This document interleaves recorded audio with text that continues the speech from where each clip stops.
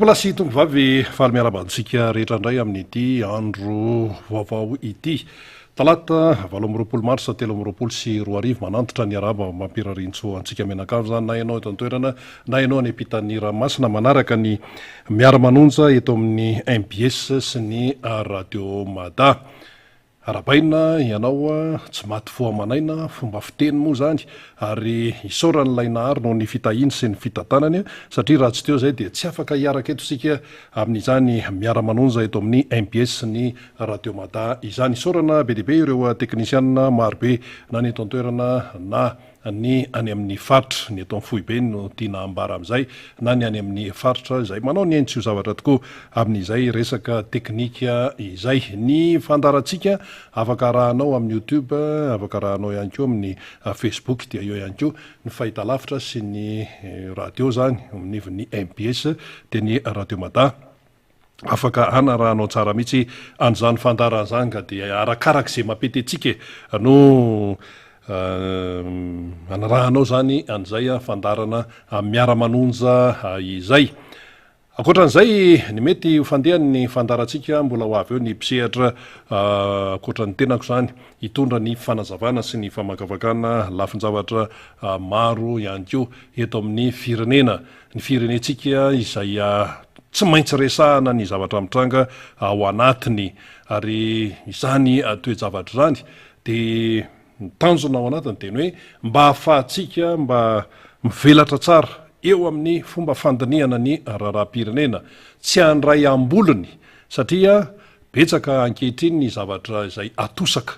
ny eninivon'ny fiarahamonina amin'ny alalan'ny fampahalalam-baovao, amin'ny alalan'ny resaka ataon'olona, amin'ny alalan'ny hoe fifandraisana amin'ny alaman'ny tambajotra serasera be deaibe no mitosaka eninivon'ny vahoaka eny, eninivon'ny fiarahamonina eny. Raha ohatra tsika resaka ny tanan-dehibe dia tsapatsika izay fa eo indray ireo toerana izay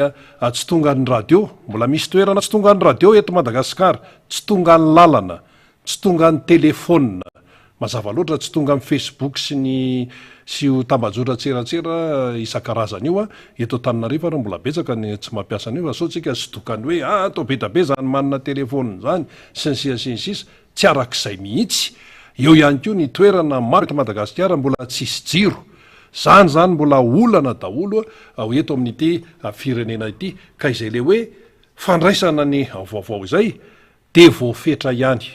karazan'olona voafetra ihany no mahazo ny vaovao aloha hatreto. Raha ny tena hoe vaovao tena hoe malalaka zany tsy resaka fotsiny tsika ny amin'ny hoe hainao manjery anankiray fotsiny na injo na izy io fa amin'ny ankapobeny aloha mbola tsy masahana ny Madagasikara ny tena hoe tosa vaovao araka ny tokony izy kanefa misy station de ferana ny fahafahany manaparitaka ny vaovao. Anisan'izany ny MBS aloha izay mbola anisan'ny izay hoe voakapa izay raha izay no azo ilazana azy raha ndresaka boke satelita. Nahoana ny sasany no avela misehatra ao anatin'io fa nahoana ny sasany no tsy avela, tsy ny MBS ihany no tsy mandeha ao fa misy station hafa ihany koa fa ny MBS efa nandeha tao dia nikapaina dia namoronana zao zavatra rehetrarehetra zao hoe tsy misy zavatra tsy mety sisa nefa inona ny tsy mety eo fa raha ohatra kosa aloha ny tsikera no lazaina fa tsy mety dia iny samy manana izay fandraisany azy fa ny tsikera tompoko tsy maintsy atao. Ahoana moa ny tsy tsikera amin'ity vitim-bary ity, ahoana moa ny tsy tsikera amin'ity hoe fiainan'ny malagasy isan'andro tsy mandeha amin'izay loniny ity, ahoana moa ny tsy tsikera amin'ny hoe resaka hoe fampandrosoana amin'ny firenena amin'ny ankapobeny tsy mandeha amin'ny zeloniny zay resahana rehetrarehetra tsy mandeha amin'ny zeloniny. Resahana indray ny ary amin'ny resaka fiomanana amin'ny fifidianana ireo miezaka amin'ny hoe mba ahatonga an'izany fifidianana zany ho tsara, ho mendrika eken'ny rehetra ary indrindra fifidianana tsy misy alatra na amin'ny endrininona na amin'ny endrininona anjakan'ny fahamarinana. Io le teny hoe fahamarinana io mantsy ohatran'ny makarary ny andohan'ny sasany io raha vao resaka an'izany ohatra misy idirany resaka fivavahana tsy hany mihitsy an'le izy fa ny fahamarinana de fahamarinana, rehefa tsy marina zany de alainga de zay no fipetrana ka tsy maintsy tenenina ny toejavatra tahaka an'izany na misy ny faly na misy ny tsy faly de izay no zava-misy eto aloha satria tsika menakavy samy manana taranaka daholo. De ny sasany miezaka mihitsy zany zao hoe mba hoe mandray andraikitra na toky politika io na fikambanana io na société civile io na ina tena hita mihitsy zany, tena maro ny efa mandray andraikitra mihitsy fa misy ny tsy mahazaka an'izany de atao daholo ty sakatsakana rehetrarehetra ty aza tenenina ntsona Madagasikara firenena manaja ny demokrasia raha ohatra ka zany no atao eto. Misy zao délégation avy any an-dafy any ny firenena mikambana avy amin'ireny banky reny tonga eto Madagasikara mba manahoana ny fandehan'ny fiomanana amin'ny fifidianana de mifanazavana izay omena an'ireny vahiny reny de hoe tena miezaka mihitsy tena atao mihitsy zay tena ampandehany io zao ny zahatra efa nataonay zao zahatra nataonay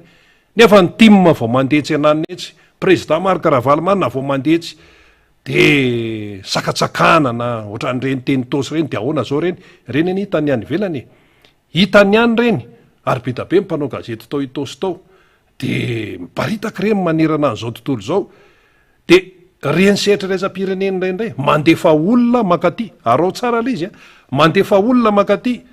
de miresaka izy amin'ny mpitondra fanjakana zay le ataotsika hoe misondy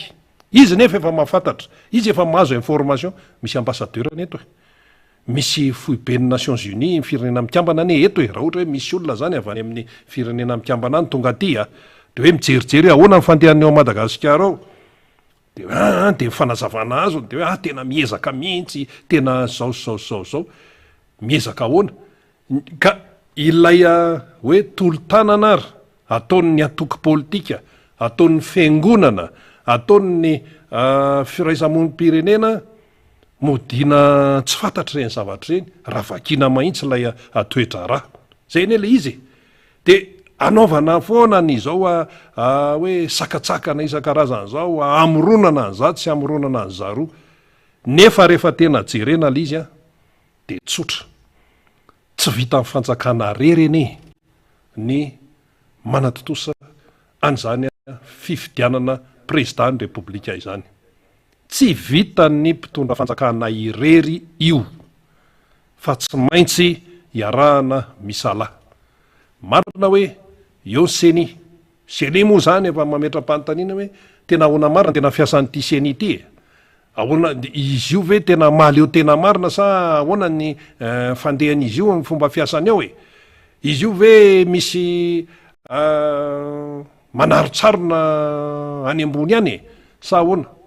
tsika aloha zany tsy hiditra amin'ny tena hoe atsipria zany fa fanontaniana no apetrakintsika ahoana ny vola tena ampy ve mivola vola ahoana ny tena fandehan'io tsy tokony hitombona mihitsy zany hoe tsy ampy mivolana hoe misy nytenenina tany ny sorabola tany amin'ny loi de finance misy sorabola nytenenina tany anao fifidianana fa tena mahafeno ny zavatra ilaina ve ahafahana tena miasa ahafahana mampanjaka n'lay tena fifidianana anjakany fahamarinana ve le vola izay ntononona atreto aloha tsy meritreritra n'zay fanampiana zay fitserana ataony any ivelany any fa litsika eto aloha ahoana le vola de hoy ny maro hoe tsy misy atao hoe fialana bala mihitsy io na hoe fialatsiny na hoe excuse ka hoe tena tsy ampy ty na ohatran'izao vao nanao fianianana ny filoha-pirenena am'izao zany tamin'ny 2018 tany am' 2018 tany am' 2019 tany de efa fantatra hoe samy mahay mamaky teny daholo samy mahay mijery calendrier hoe am' telo amby roapolo sy roa arivo indray ny fifidianana président repoblika manaraka efa fantatra io noho zany aza miresaka aminay vahoaka hoe tsy misy problema rabola misy problema zao tsy problema ny olona zany tsy problema avoaka malagasy zany ny olana zao aty avoaka malagasy de ny sakafo hoaniny ny fiarovana azy io zao zany zao hoe misy avasemana resaka galona e resaka grady eo am mpitandro ny filaminana misy mahazo corps d'armée général division brigady sy sisa galona ambony be zany nivony mpitandro ny filaminana maino an'zany ianao tena hoe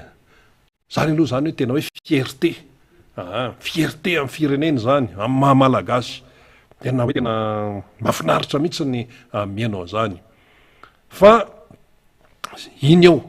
fa manahoana lay fiarovana ny tena hoe ny vahoaka sy ny fananany manahoany zay ary ny président ny république no filoha faratapa ny folo alina teneniny lalam-pandrenany zany le fasady hita ety ivelany hoe tena zao fa ilay tena zava-misy marina ienan'le vahoaka tena mifanatsahana am'zany ve satria anao raha maheno hoe galona ambony be zany tonga de ataontsika hoe am'le fomba fite automatika zany ny eritreritra hoe tena mipetrapetraka mihitsy zany ny resaka fandripahalemana eto Madagasikara zao anefa no tsara ho fantatsika tena nanao inona eo ara ny mpitandro ny filaminana na galona inona général inona na colonely inona nahoana ny resaka fampandrina fahalemana eto amin'ny firenena de resaka politika mpanjakana io politika mpanjakana zany hoe matoa zany ny tenenina hoe ny filohan'ny repoblika ny filoha faratapany ny folo alina voalaza mazava zany dia amin'ny mahafilohan'ny repoblika azy dia tompon'andraikitra amin'ny resaka filaminan'ny tany sy ny fanjakana ny filohan'ny repoblika satria filoha faratapany folo alina zany zay zany le izy ary voalazany lalam-pandrenana izany ka raha ohatra zany raha miteny koa anao nefa filohan'ny repoblika dia manana programa anasa izy zay taterahan'ny gouvernemanta de ny zavatra hita nefa am'izao fotoana zao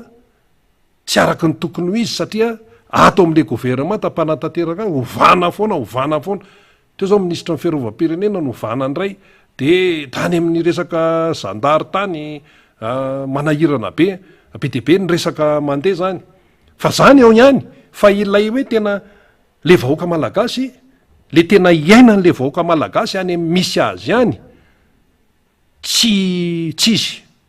tena misy am'teny mihitsy tena tsisy mpiaro mihitsy zay vao oviana le rangaty teto le avy amin'ny faratsy hoe zay ne ozy izy manao fembenana amin'ny alina tokony mba hakanainy efa reraka mitanangady ianao sinsisa mandrokomby ery ananare mbola tsy matory ndray amin'ny alina anatena hoe ijery baolina koa ohatra ny tsy naraka baolina avy eo resa ndray mbola resantsika iny rehefa avy eo tsy misy mandeha am'izay loniny zany le toedrara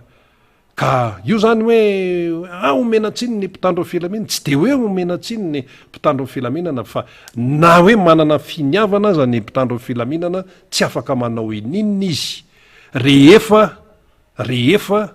tsy mipetraka tsara ny politika mpanjakana ny filaminana zany eny singa anankiray ao anatin'ny firenena singa anankiray zany fitsarana zany eny singa anankiray ao anatin'ny firenena anankiray zay le izy zay ka raha ohatra raha hoe misy hoe grady fampiakarana galona sy ny sisa endrika ivelany reny ary ny mpitandro ny filaminana maro de maro tokoa ny tena manana fahaizana sy ny hoe fitiavana ny tandrazana saingy noho ilay politika izay ampiarina eto amin'ny firenena de tsy afaka manoatra firy ihany koa ilay mpitandro ny filaminana so ndray any misy maheno ndray zany zao mizany hoe analizy zany de hoe nareo zany koa ohatra miaro ny mpitandro ny filaminana tsy rezaka hoe miaro na tsy miaro fa analizy zany fijerena sy famakina ny zava-misy na manam-pahaizana toninona raha hoe tena manana maizy azy ka hoe salorana ny galona ambony ny mpitandro ny filaminana tsy afa-manoatra izy rehefa ilay politika mpanjakana amin'ny akapobeny no tsy mipetraka na ihany ko tsy afahany mampiatra an'lay fahaizany be dehibe manam-pahaizana tsy eo anivo mpitandro ny filaminana fa manam-pahaizana be dehibe eto Madagasikara noho n'lay politika mpanjakana amin'ny akapobeny de tsy afaka mampiatra an'lay fahaizany ilay olombelona tsona hoe malagasy miravaka diplôma tsy afaka mampiasa izy de kitian'ny olona fotsiny de any an-dafy izy miasa ary malagasy tompoko rehefa miasa any ivelany any ikoizan'ny olona ny fahaizany raha eo ampitandron'ny filaminana indray dia eo ny miasa any ivelany any misy moa sasany double nationalité zay mahafantatra any amin'ny tafika frantsay any betsaka anie ny teratany malagasy any amin'ny tafika frantsay fa tena hoe hafa mihitsy zany malagasy zany vao mainka moa zany fa ny eto amin'ny tanindrazana de aloha de tsony eto ireo mpitandro filaminan'ireo tompokoa dia amin'ny akapobeny zany amin'ny akapobeny dia manosika ao anatiny zany hoe fitiavana ny tanindrazana zany izy reny ane efa betsaka any no tafaresaka tamin'ny tena voatrahambola kely zany de ohatrany efa misimihitsy hoe ao anaty rany eo mihitsy le hoe mpitandro filaminana de nandeha moa nandeha de ndray aman-dreny no miezaka mandony zay tokony aloha zany amin'ny fampandehanana ny fianarana satria mianatra any amin'ny sekoly ambaratongany any amin'ny resaka folo alin-da zany de ho avy moa zao ny 4 jona afaka tsy de ho elatsony ihany ko de hoe tena hoe fierté izany hoe mahafolo alin-da izany hoe fananana galona zany ary Madagasikara nisan'ny manana folo alin-da manana manamboninaahitra ambony tena hoe ambony tsy hoe ambonimbony fa ambony raha ty Afrika ireo ny raha mijery resaka hoe Burkina Faso zany kapiteny zany no tonga de efa mitondra firenena ary any moa manonga-panjakana hatramin'ny andron'ry Thomas Sankara sy ry Blaise Compaoré reny Thomas Sankara mivonon'ny le mivonona tamin'ireny zany de mandeha le mpongatra le afera amin'izao fotoana zao eo amin'ny kapiteny eo commandant ohatran'izany any Afrika zany resahany zany efa iverindrareo hoe ambony eo amin'ny resaka fitatana tonga de omena andraikitra goavana be ny aty Madagasikara mbola manana hoe tena manamboninahitra ambony isika tena mirijarija manana ny maizy azy fierté zany ho an'ny firenena dikan'izany mahay ny eto Madagasikara fa ahoana ny fomba na manana commandement izy na tsy manana commandement misy moa ny tena spécialiste amin'io resaka folo alin-da io de ny spécialiste moa zany ny tena tokony hanazavana zany fa ny atsika moa zany fomba fijery malalaka de hoe ahoana ny fomba ataon'le folo alin-da malagasy zany zay tena hoe manana ny maizy azy mba hampiarany an'ilay galona ambony sy ny fahaizany amin'ny fanompoana ny tanindrazany manana galona ambony be le folo alin-da saingy misy sakanao inona le sakana le politika mpanjakana tsy mipetraka araka ny tokony ho izy satria le politika mpanjakana dia teneninao hoe inona avy moa reny le hoe plan isan-karazany reny velo rano hoe sisy resaka fandriam-pahalema ny tompoka tafiditra atao anatin'ireny velo rano lazaina eraky ny rehetrarehetra reny fa le mpitandro filaminana aiza tena misy amin'ny finiavana fa rehefa diso tafiditra ny politika loatra de io izy io zay ny fomba famakin'ny abesin'ny maro azy rehefa diso tafiditra ny politika tsy le politika tsara ny tiana tenenina amin'izay fa le resaka le hoe clientélisme reto ty ekipako ty ohatran'izao ty ny akamako de reto ihany raha vao misy an'izao de fa reto ny teneniko raha vao misy an'izao de reto ny teneniko reto no resahako sy ny sisa dia tena zay zany no tena manahirana eto amin'ity Madagasikara ity be de be le zavatra mifangaro ka io le fanavahana an'le fifangarona io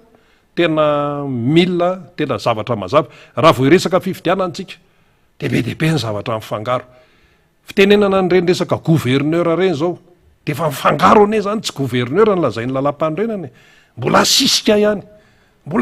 ihany avy eo le gouverneur lazay ny lalam-pandrena hoe fidina de manendry gouverneur ny atao amin'ny exécutif ato de avy eo le gouverneur voatendry tratra ny fitenenana ary hoe aiza manao compte rendu aty amiko aty any amin'ny président république no manao tatitra de mandeha fitenenana hoe zay gouverneur tsy miasa araka ny tokony izy eo de miala zao jerena aloha ny asa nataonareo sy ny sisa any amin'ny président républika ve le gouvernoura no tokony anao tatitra de ozy sika sasany hoe tokony aniko izy ny président républika ny nanendry azy raha zay le izy de hoe zay zany fa tsy lazainy lalam-pandrenana ane zany tsy lazainy lalam-pandrenana zany de nefa de ekena fotsiny de ny ACC nefa eto zany hoe gardien mpiambona mihitsy amin'ny atsipriany fampiarana an'io lalam-panorenan'io ohatrany zavatra hafa no hoteneniny ato miteny aty amin'ny conseil de ministre hoe vonjy maika ihany no gouverneur vonjy maika ahoana firytsika an'io 20 mars 3 vonjy maika ave zany efa ho amatonany tsy nahavita fifidianana chef de région efa amatonany de tsy nahavita fifidianana chef de région nefa tamin'ny fanendrena gouverneur de nitenenina tamin'ny vahoaka malagasy hoe any oronatsary tao anatin'ny conseil de ministre hoe tendrena gouverneur de manao ny asan'ny chef de région fa vonjy maika manao ny asan'ny chef de région fa vonjy maika de le chef de région tsy natao ny fifidianana zao nefa ho tapitra ny mandat amin'ny président ny république mety ve zany zavatra tsotra zany mahay mamaky teny ny malagasy ny chef de région de fidina de hoe tsy mbola vita aloha zany fifidianana zany lehibe amin'ny faritra zany fa gouverneur nytendrena fa i gouverneur io ane vonjy maika io vonjy maika io manao ny asan'ny chef de région zany no zavatra mitranga de tsy vita le fifidianana chef de région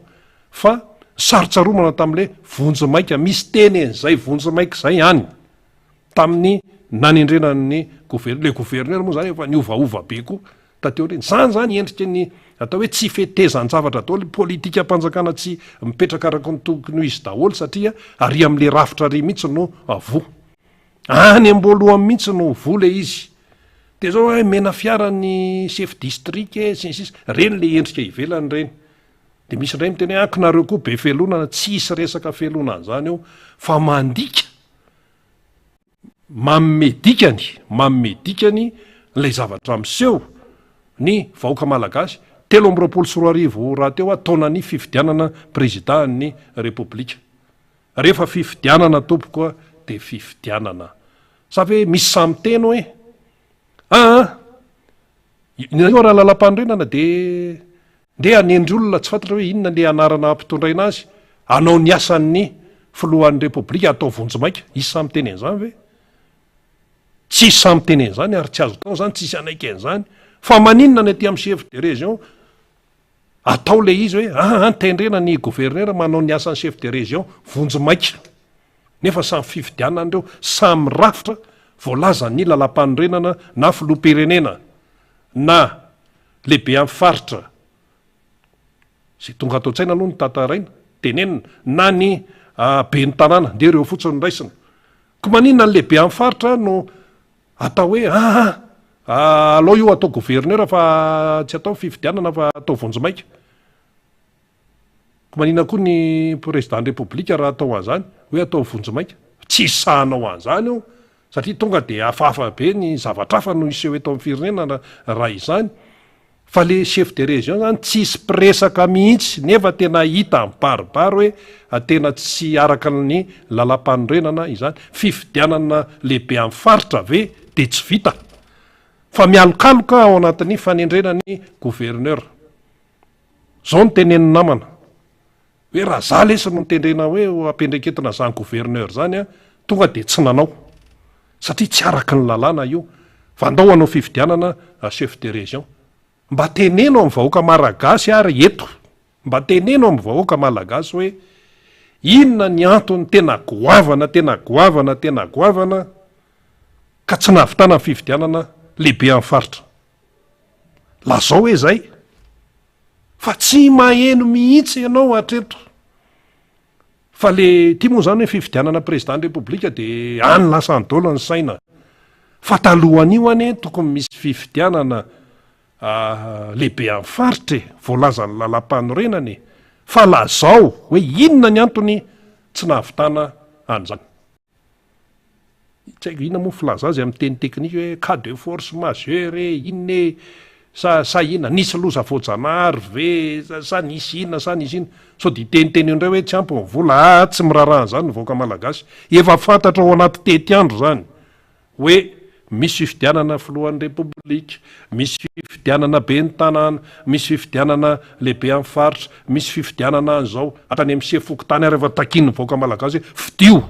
alao nyfokon'olona hifidy malalaka sefoko tany tianao apetraka eo satria any no fototry ny fianam-bahoaka, any no fototry ny lisym-pifidianana any amin'ny resaka fokotany. Ianao eto Madagasikara ko any amin'ny fokotany dia efa misy gidragidra raikitra ny tontolo ry ananina ry samy vahoaka io mifanavaka io ohatran'le tetsy manakambahiny faony gidragidra zay tsy manaiky ahoana ny se fokotanay zao any amin'ny toerana sasany indray efa tena efa tsy topitsony zao fitenenana le se fokotany fa sady marenina no zara raha may manoratra no zany efa hoe efa tokony soloana de nefa eo ihany satria mapetipetiny sasany ve le izy de efa miraikitra ny kimenimenina ao amin'le fokotany any amin'ny fototra mihitsy de ina tsy hanaovana n'le fifidianana se fokotany zay ela be zay aza miteny resaka mihitsy hoe resabola zany anga mila vola be ny fifidianana se fokotany atsona ny fivorem-be-pokon'olona avoaka fotsiny daty aty ambola aty de hoe tao ny fifidianana se fokotany de zany tsy sarotra mihitsy zany anga mila vola be, zany anga mila expert avy any amin'ny Union Européenne, zany anga mila expert avy any amin'ny frantsay fifidianana se fokotany tsy mila an'izany fa tena hoe fanajana ny maha-olona ny resaka fokon'olona tsy miteniteny foana ne raha tsy mandravy ka nametraka an'izany hoe fokon'olona izany tsy miteniteny foana izany colonel Richard raha tsy mandravy zany tsy miteniteny foana fa efa hitan'io général de division Gabriel Ramanatsoa tsy miteniteny foana raha toka tena nametraka mazava tsara hoe afampandrosoana ny tontolo ambanivohitra ny tena imasoana ny toekare-pirenena zay metraka any amin'ny social moka samy mba nanao ezaka daholo zay mpitondra ny fanesy teo fa ny iraisany de zao akoatran'ity le régime amin'izao fotoana zao ty ny iraisany zay mpitondra amin'ny fandimby na hitenenao hoe président Marc Ravalomanana, hitenenao hoe président Hery Rajaonary Mampiana, na hitenenao hoe professeur président Zafy Albert, na hitenenao président ny amiraly Didier Ratsiraka, na hitenenao président Tsiranana teteza mita moa nisy any teo hoe Razanamasy Ratsirahonana Ratsimandrava Gabriel Ramanatsoa teteza mita kely daholo reny fa reo le nitonontonona teo reo de samy nametraka daholo ary samy manaiky ny mahazava-dehibe ny fokon'olona sy ny fokotany fa amin'izao fotoana zao tompoko ny resaka fokotany zany ny tena eritreretin'ny sasany hoe maivana indrindra ny resaka fokon'olona zany no tsy mataitra ny olona zany ry ambany ariva ny mamaika de le ilingilingy aty ambony aty ihany nefa ireo vahoaka iray aty amin'ny fokon'olona sy ny fokotany reo no tompony ny fahefana mampiakatra zay mametraka ny olona zay tiany sy maharesy lahatra azy aty amin'le toerana faratapony filohan'ny repoblika aty filohan'ny repoblika filoha filakevitra ambony inona mpitsara filoha faratapony filohalita fangaza filoha amin'ny repoblika zany mipetrapetraka fotsiny eo avaty amin'ny fahefan'ny fokon'olona zany zay vao tafakatra eo satria ny antsika mbola suffrage universel direct na nangala tahaka tamin'ny frantsay na tsy nalaina tahaka tamin'ny frantsay de zay aloha zany ny eto fa zay le tafapetraka ery amin'ny tena hoe fahefana faratapony ary zay dia lasa ohatrany hoe manahirana ny mieritreritra azy rehefa hoe jerenao zany hoe ahoana ny ety amin'ny fototra ahoana zao zany décentralisation zany tena misy an'izany ve eto Madagasikara décentralisation zay fomba fiteny azy any tena misy an'izany ve arabaky teny io amin'ny resabola fotsiny amin'ny fampandrosoana ny any amin'ny commune any ny any amin'ny faritra any hatrany amin'ny fokotany rehetrarehetra any ahoana ny vola ampiasaina satria zao tsy mitovy ny atao hoe filana na ny besoin any amin'ny faritra Sofia rapitaina any amin'ny fahatromena be ohatra atsimo andrefa na ohatran'zany samy mana mamaika azy io de aiza zao ny décentralisation fa nga izy ty resadresahana fotsiny de rehefa tonga ny propagande ve de io indray no vetesiny eo sinsiasinsisa zany mahatonga ny sasany iteny an'ireny resaka hoe fédéralisme reny fotikevitra zany tsy azonao ferana mihitsy ny olona raha iteny an'izay mba heritrerina izy satria mahatsapa ny any amin'ny faritra sy any amin'ny toerana lavitra any fa tena tsy mahita mangirana amin'ny resaka fampandrosoana satria mivangongo eto Tananarivo daholy ny fahefana sy ny fibaikona ndraso tsara aloha ny fahefana sy ny fibaikona vangongo eto daholy de lasa miditra ho azy ny fifangaroam-pahefana fifangaroam-pibaikona any amin'ny folo alindany moa zany ho an tena misy zany resaka fibaikona zany mbola ho avy eo ny député Rambo zay efa miomanao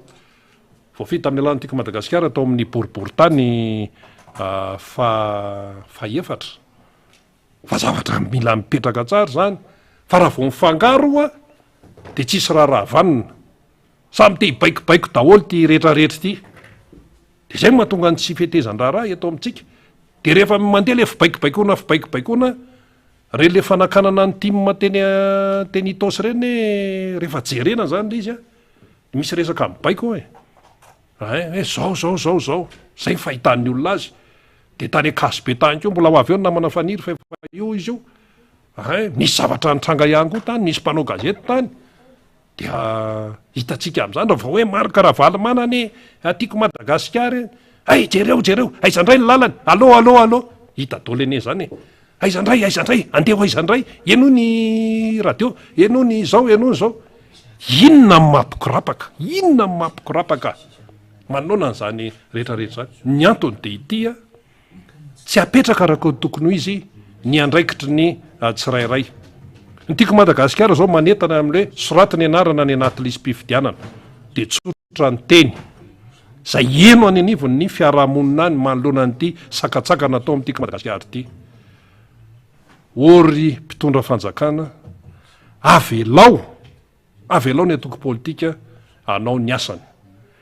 raha misy miopefy na misy mangalatra na misy miteraka trouble asa moa misy teny teknika be debe raisiny ny mpitandro filaminana ny andraikiny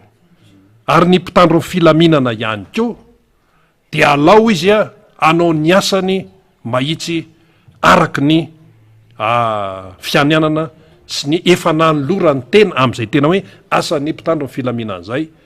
fa aza larolarona resaka politika sy resaka hoe reto ny akamako de reto alolo reto hoany reto ihany any akamako sy ny ohatran'zany aza sina zany mihitsy le satria tsika tany demokratika ary samy malagasy reharehan'ny firenena mihitsy ho zany hoe manana mpitandro filaminana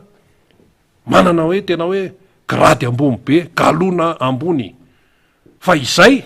de mila mifanetana ihany keo am'le tena fiainam-bahoaka aty aloha mba tena voaro araka ny tokony izy lay vahoaka malagasy dikan'izay tsy tokony hidikidirana resaka politika amin'ny firenena anankiray ny rehefa tena tsy tafavoaka itsony de mpitandro filaminana no mandray andraikitra le mpanao politika mantsy ohatrany lozany fanebaka fotsiny mizesta hoe zako ny tena firemidana ceinture zao vao mahita anahy fotsiny de efa mpipiakolota ny sasany zany ny eninao any amin'ny resaka any ananina any zany amin'ny resaka fomba fitondrana firenena ve de ohatran'zany le izy apetrao amin'ny andraikiny ny tsirairay avelao ny tiako Madagasikara anao fanetanany amin'ny fisoratana any anatin'ny lisym-pifidianana aza sakatsakanana izy olona mahafantatra ny tokony ataony ao ary tsy vaovao amin'ny resaka fiainam-pirenena satria ny filompanorona ny tiako Madagasikara de efa président ny republika de izany sahiteny hoe tsy mahafantatra ny tokony ataony ny président Marc Ravalomanana sy ny staff rehetrarehetra miaraka aminy ao amin'nytiako Madagasikara eo sy ny fianakaviam-ben'ny mpanohatra ndondray arytsika tsy resaka time fa ndondray resaka toko ato de ro laratsira ave de ho atoronao vanjodina am'zany amin'ny resaka politika ry azo andrenana arivelo ve ry voninahitra ve tsy atoronao an'zany reny efa galy fantsy daholo reny raha zay ny azo ilazana azy amin'ny resaka politika mahafantatra ny zao ny fandehan'ity zao ny fandehan'ity ka raha mitambatra zany zao hatramin'ny misy ancien président Marc Ravalomanana président Hery Rajaonaramapianina tsy reny mihitsy akory reny olony reny ndeha ho ampianarina mety ty na zao tsy mety na hoe ndeha ampianatra tsisy resaka amin'ny fampianatra eto fa samy mahay an'io dia samy manaja ny toerana misy azy fa aza mitsatsaingotsaingoka fa aza hidikidirana n'izay zavatra tsy tokony hidirana zay mavoany eto Madagasikara io zao le resaka baolina resindray resiny centre Afrika nitondra atodinodiny ray efa telo ny atody teto telo ny centre Afrika de mbola nampindro ndray 5-0 zany inona koa zao zany resy lava satria maninona hidikidiranao loatra resaka baolina kitra zany fédération zany de misy DTN ao misy staff ao sensis ao raha tsy mandeha io tompona andraikitra ny fédération zao nga fédération nazo de tenenina firy ianao mitsofotsofoka ary hidikidirany ty olom-panjakana sy ny rehetrarehetra ty fanenjehana ny isa moa le raha nga le enjehana iny le raha be koto raha olona moa reny ny tena eno zany any amin'ny fampalalam-baovao any inona baolina andeha eo nen'olona ny velany any rehefa tsy mamela ianao zao ny Nicolas Dupouy any amin'ny entraîneur zany le vazaha iny any amin'ny septembre any nitapitra amin'ny fanarana na ny contrat any amin'ny septembre zao tsika volana inona asa moa hoe contrat moa inona fanarahana voasoratra amin'izany fa hoe any amin'ny septembre zany no tapitra ny fafana amin'ny Nicolas Dupouy fa raha ny an-tafy io tonga de miala ohatra dao anao mena ohatra mihitsy ary mialohan'ny hidirana namana faniry ohatra hoe ny eo amin'ny ekipa amin'ny Bayern Dominique any amin'izao fotoana zao ka korotambe ambony ambany izany tsy mahalala an'izany Bayern zany tafakatra izy amin'ny quart de finale amin'ny Champions League nanitsana amin'ny PSG nefa PSG zany misy André Messi, Neymar ary Mbappé ary enjana betolina eo amin'ny Paris Saint-Germain ao ry Verratti ino mba voafehanay tsara iny fa zany Bayern zany natafakatra quart de finale napahifadalana na mbola noeritreretina mpitatana amin'ny Bayern raha ny andraikitsy ny Nagelsmann ty zay mbola tanora hoe tena hitondra amin'ny Bayern mandritra ny taona maro mbola tsy tapitra ny contrat ny miala satria miteraka korotana ao amin'ilay ekipa ny fomba fitondrantenany ny fomba fifandraisany amin'ny mpilalao le mpilalao amin'ny Bayern Dominique tsy de misy fivoarana zao votsitra eo ampelantanany zao aloha ny hoe voalohany amin'ny Bundesliga fedina ny tompon-daka any Allemagne dia be de be ny problema rehefa natao mifandiniana de avany amin'ity entraîneur ty mihitsy ny tena mahatonga ny tsy fetezan-drarao amin'ny Bayern Dominique ho andreo Bavarois de nanapa-kevitra ny mpitatana ny Bayern fa miala aka le contrat mbola tsy tapitra miala satria sady manala baraka no mitondra le ekipa any amin'ny tsy fahombiazana tonga ny en'olona de miala zany lohana ray miboto zany rehefa te handroso ianao de zany ny fomba fitantanana fa tsy pasipasoany eo de ahoana ny contrat zany asa omena vola ve izy sa hoe ahoana satria ny contrat mbola tsy vita de zay fanarahany eo tonga ny olona de eo ny eo ihany de nahita ny solony zay teratany Allemand nanazatra amin'ny Paris Saint-Germain taloha nanazatra ny Chelsea nanazatra ny Dortmund Thomas Tuchel eo ny eo ihany de ty Nagelsmann ty moa zany ohatra misy mikitikitika any Tottenham any tsy hay hoe ny Real de Madrid ve ikitika sa ahoana anazy any zay fa ho an'ny Bayern aloha tonga de eo ny eo ihany vahana ny olana rehefa tsy mety de tsy mety rehefa mety de mety misy fampitondranao ary tao amin'le Bayern nisy fikomina mihitsy nisy fikomina mpilalao anankifito ny tena londoa amin'ny sorana tao ny tariany Emmanuel Neuer zay mpiandry tratobian'ny Munich de tao zany ry Neuer Isaac Vistor Gnabry Leroy Sané ry Jamal Musiala ry Sadio Mané lay Sénégalais tena ambandradray ny Afrikanina iny avy any amin'ny Liverpool Joao Cancelo zay avy any amin'ny Manchester City ry Thomas Müller zay efa tranainy tao amin'ny Bayern Dominique ny komy tam'ilay mpanazatra dia tonga de nandray fepetra ny any toerana hoe miala ianao na mbola tsy tapitra raha ny contrat de ahoana koa zany ny baolina kitra malagasy maninona raha atao ohatr' zany izy io nefa ty le Nicolas Dupouy ty ohatrinona ny karaman'io vazaha be io ohatrinona tena alohanay mihitsy nanaraka le zandrikely tamin'ny tranona reny le iroro ny entraîneur tena mba nisy vokatra na hoe tsy tafitatra am'fany fa nisy vokatra toy izay hoe vazany ao a de andaniana vola be ohatr inona ny karama mba lazao amin'ny gasy manana zo afantatra an'za mihitsy avoaka malagasy hoe ohatrinona ny karama alohan'ny malagasy fédérationna koa tsy afa-miala am'zany a hoe anakaramana ny vazaha be io zany ty tsy resaka hoe olona fa resaka résultat sy fomba fitantana satria maninona ratsy ny résultat satria hidigidira amin'ny politika any amin'ny tompona ndraiky mpanjakana any midikiditra amin'io zao de anaovana fety be sy ny sisa ary indray avy eo le olona lasa tsy mifantoka tsony amin'ny baolina fa lasa mety meritrehitra hoe nde hanao bizina fa eto Madagasikara ohatra zany ohatran'ny metimety raha anaovana bizina fa tsy mifantoka tsony amin'ilay baolina aizany discipline amin'izany le joueur le tamreny tokony mise au vert dikan'izany hoe tena hoe fitoniana filaminan-tsaina fa hiatrika lalao mbola mandeha mireveri ananina re oentina ry amin'ny lapa re oentina re inona ny résultat amin'izany de oka aloha mariana kely resaka baolina afa ny Barea tamin'ny androny Faneva tamin'ny androny Carolus tamin'ny androny Bolida tamin'ny androny Anise tam'ireny tena zavatra mihitsy nitranga tam'ireny hoe tena hita tsara le firaisan-tsaina ary zalazy ny tonontononireo zay mikarama tany ivelany de matsapatsara ireo bandy ireo fa hoe le bandy kely eto toerana manana amin'ny maizy azy fa tsy ampitosika tsy ampy fikarakarana no ny politika na baolina tsy mipetraka raha tokony izy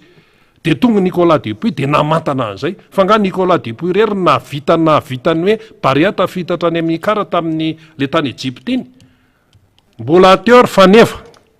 teor Bolida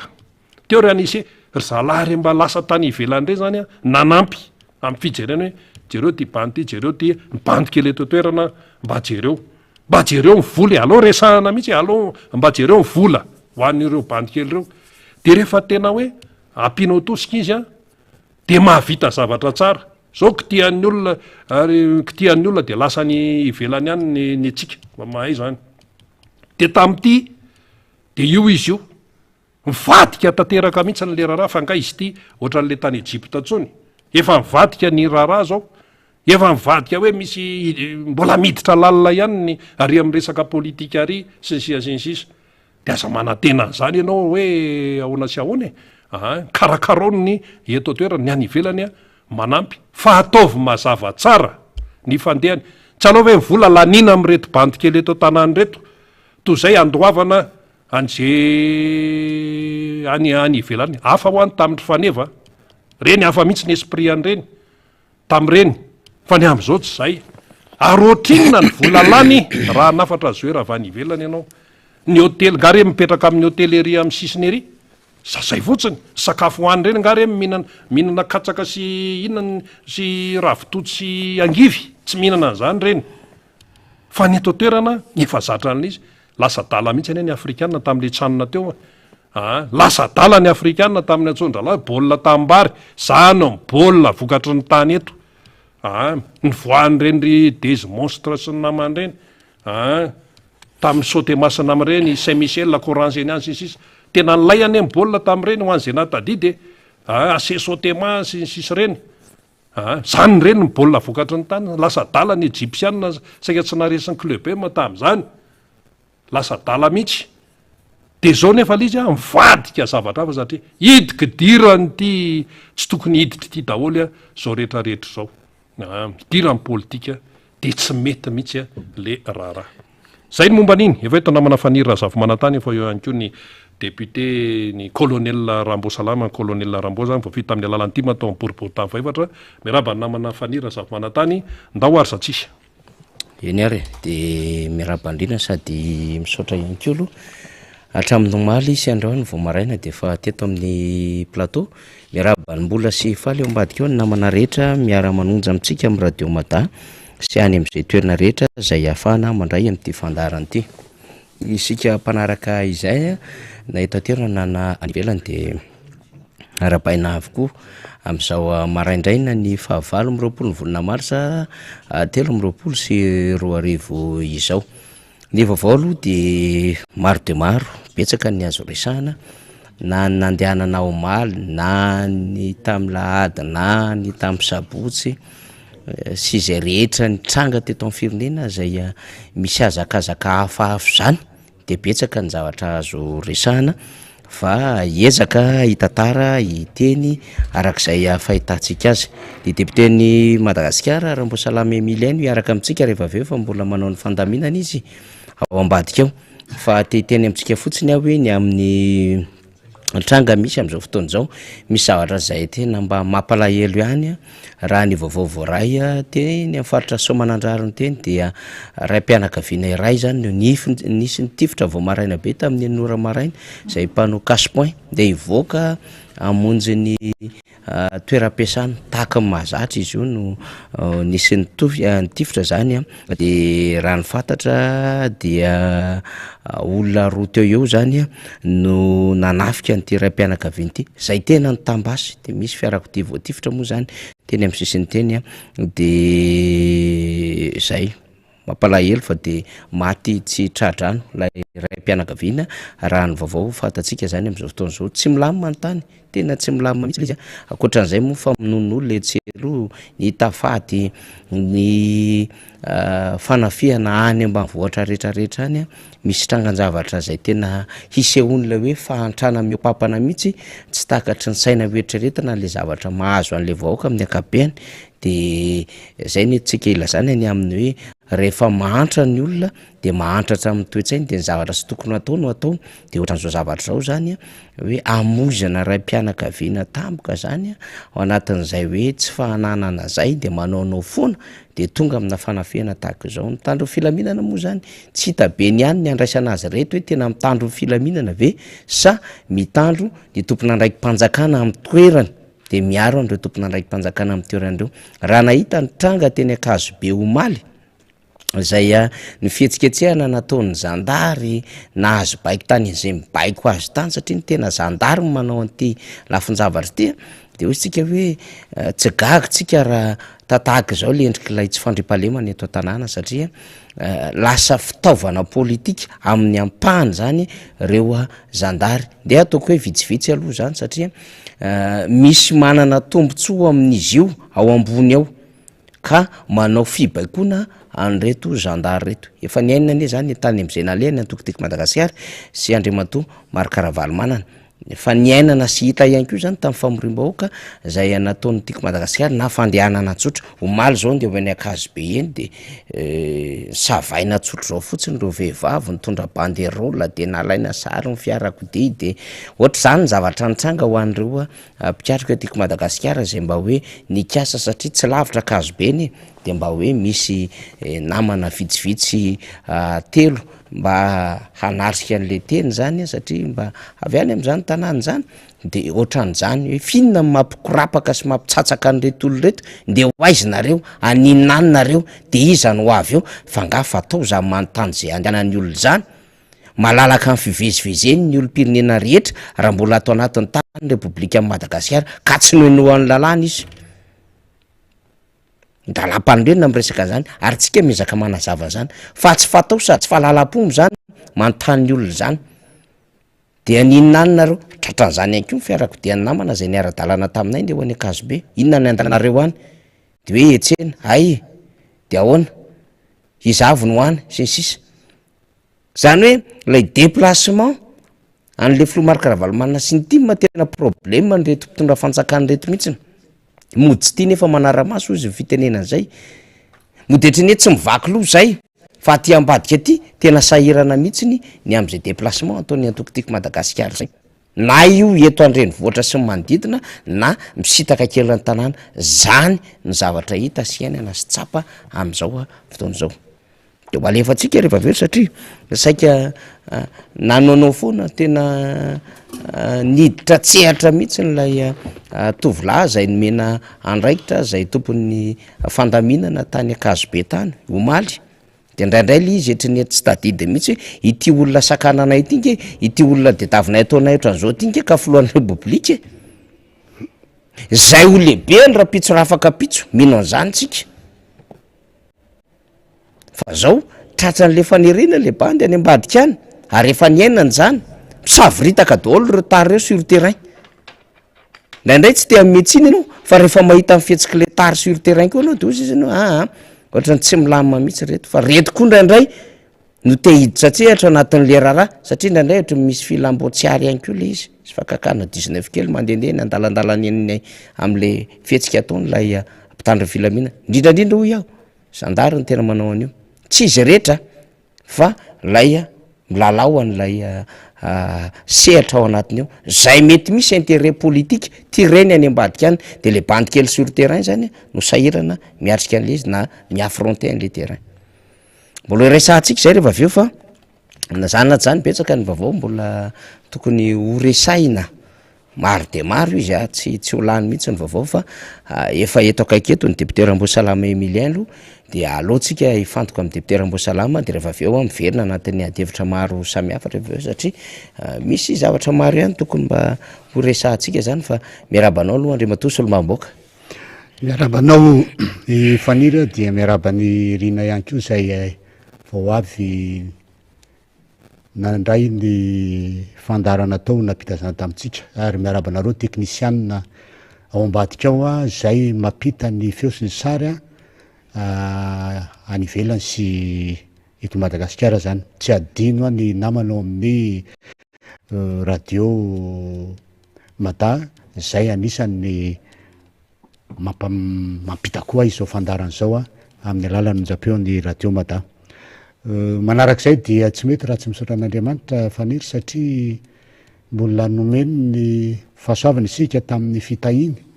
dia natratra ny androandroany atalata fa 20 ny volana Marsa taona 2023 fahasoavana lehibe zany ka dia metsika azy ny dera sy ny laza ary ny voninahitra.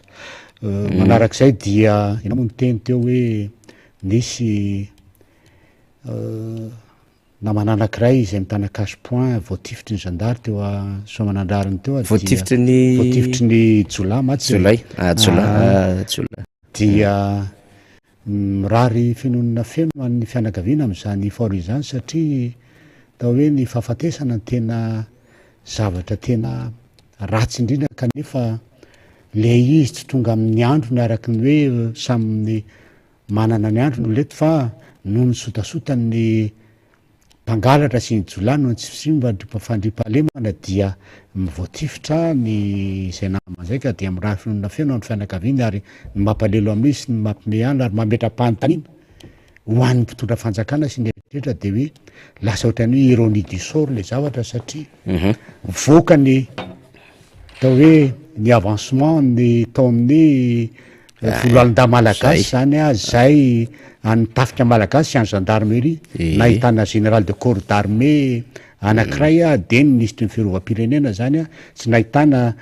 général de division eo amin'ny ampouliny eo de ahitana zandary sy tafika malagasy ary général de brigade eo amin'ny roapolo mahery eo zay ahitana zandary sy tafika malagasy de tonga dia misy nohony tsy fandripahalemana nohony tsy filamina amin'ny tany na ny ambany vohatra na eto amin'ny andrenivohitra zany dia voatifitra ilay mpanao cash point zany tifirin-jareo mba hitinakana ny volany aminy sy ny fitaovana entiny manao ny asa amin'ny resaka cash point zany ka de tokony heritreritra ireo mpitondra fanjakana indrindrindra reto be galona be de be reto hoe tena ahoana marina moa zany fa mivoaka ny taratasy ny didim-panjakana milaza hoe nahazo galona zao nefa ny olona tia maty voatifitra mivoaka zany taratasy zany kanefa tany ambany volotany tany amin'ny commune Antanety be anaty volo any amin'ny limitrophe ny Akazo be sy Ambodratrimo Akazo be sy Antsorobe misy de tafihan'ny Jolay fotsiny olona efatra amin'ny maty tafihan'ny Jolay fotsiny eo an-tranony eo de tokony amperitreritra ny zavatra zany ary hoe mametra-pantenina hoe inona marina moa zany ny teny ilana an'reto galona be de be reto kanefa zany ny fiainana misy eto mbola resahana moa zany raha miampy ny fotoana fa dia zany tokony amperitreritra mpitondra fanjakana ny mpamme galona le olona mitondra an'le galona fa io tsy hoetikoetina am'izao fotsiny fa tokony ho aseho am'le hoe miaro ny vahoaka sy mifananany ary zany galona be hoetiny zany dia ataoko hoe tokony ho misy zavatra misy fedina am ty fandripahalemana goavana mihitsiny satria tsy hoetikoetina am'izao votiny fa arakaraky ilay tondrana le galona no tokony ko arakaraky ilay iraka na ilay mission miandry andren'olo regny ka eto de mitondra ny fiaraha-miory ary finoana felo amin'ny fianakaviany zany tovolahy maty a teo amin'ny ray mpianakaviana maty a teo amin'ny somanandrariny a zay nitafian'ny jolahy zany me eto dia amin'ny efa zay moa fanao misy le tsetsatsiatsiaritsy de niakatra valo amby fitopolo ny kany covid faniry ary dia miteny ho an'ny olona rehetra eto zany hoe mbola eto amitsika raha covid-19 ary raha ny faritra nisy azy raha ny vaovao dia eto amin'ny faritra analamanga ny eo amin'ny 3 eo ary any amin'ny faritra vakina karatra ny 2 zany hoe rehefa jirena zany a de eto amin'ny faritra somary mangatsitsika ary somary mafana tapoka ny tena misy any io covid io zany ka dia nety de manetana ary adidy miteny amin'ny vahoaka hoe mba tokony mailo ihany tsika ary tokony hitarina ary tokony ampiasa ireny atao hoe geste barrière na fihetsika zay entina anakanana ny covid reny mba tsy ho tonga satria covid zany raha de mbola misy ary tsy afaky zany ary itsika moa efa nataon'ny mpitondran'ny fanjakana am'izao fotoana tsy azoto anao an'ilay vaksiny fa dia adidiny naisolo-mavamboaka ny miteny hoe mbola eto amitsika ny covid ka dia mampitandrina ihany mampitandrina fa araky ny fitenenina hoe aleo maty rapitso toy zay maty androany kanefa zany fahafatesana rapitso androany zany a azo elany zany raha ohatra fantatra fa io covid io no hitarika an'izany de mba manetana amin'ny fandatanterahana nyreny atao hoe etsika ialana tsy azahoana nyreny aretin'ireny zany a ny fitondrana ny arovava sy orona ny fandraisan-tanana ny fanoroana tsy eroa ny fitondrana nireny ny arovava sy orona amin'ny toerana voro-vahoaka dia ny fanasana tanana amin'ny savony ny elanelana sy ndrehetrehtra dia mba manetana ihany ny tena satria fantatra fa isika malagasy ty miresaka any am-piangonana mivavaky tsika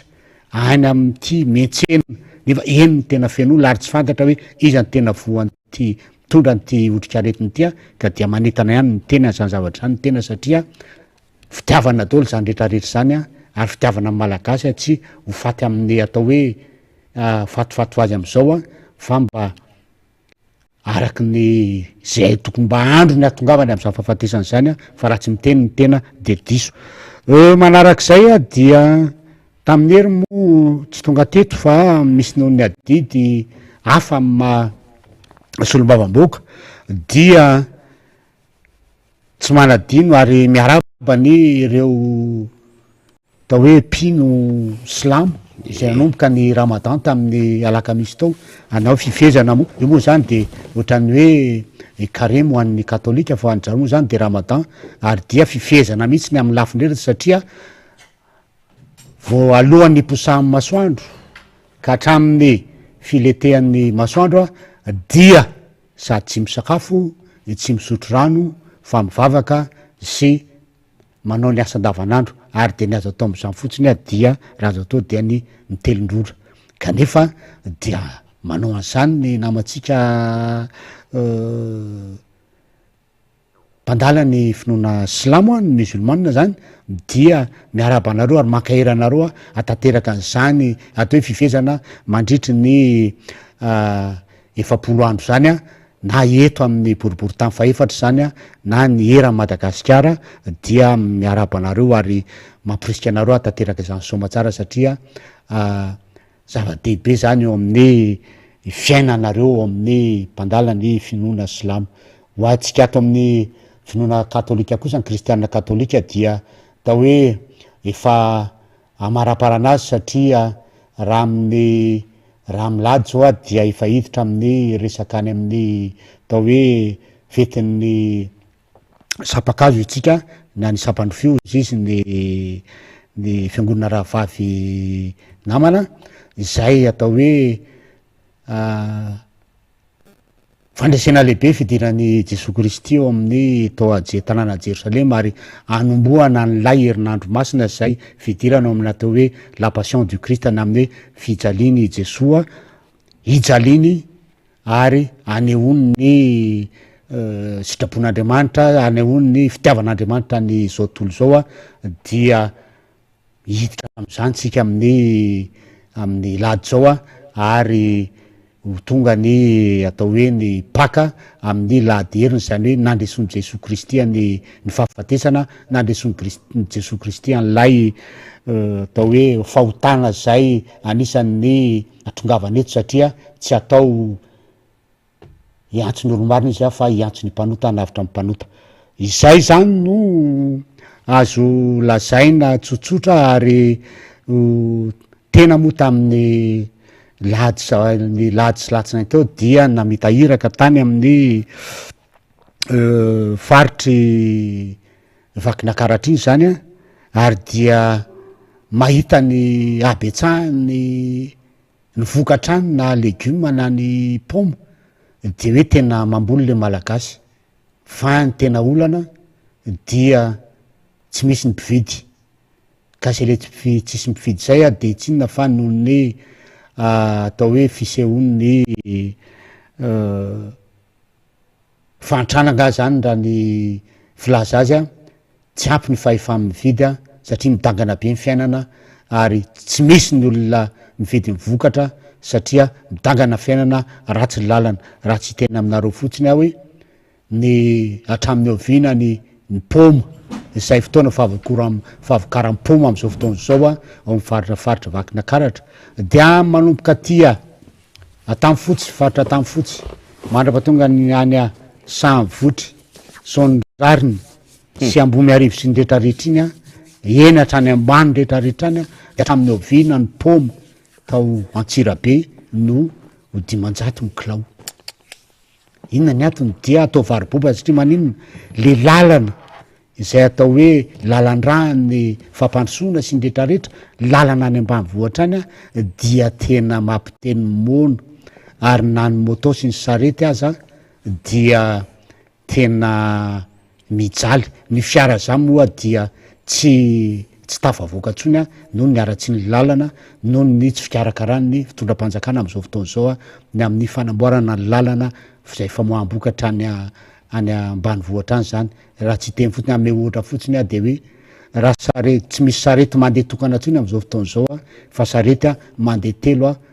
farafahakeliny. Inona ny antony? Raha vo paky ny sarety zao izy fitenena any anaty fotaka de fa sorona mizoga lay sarety lay omby-tsarety mitarika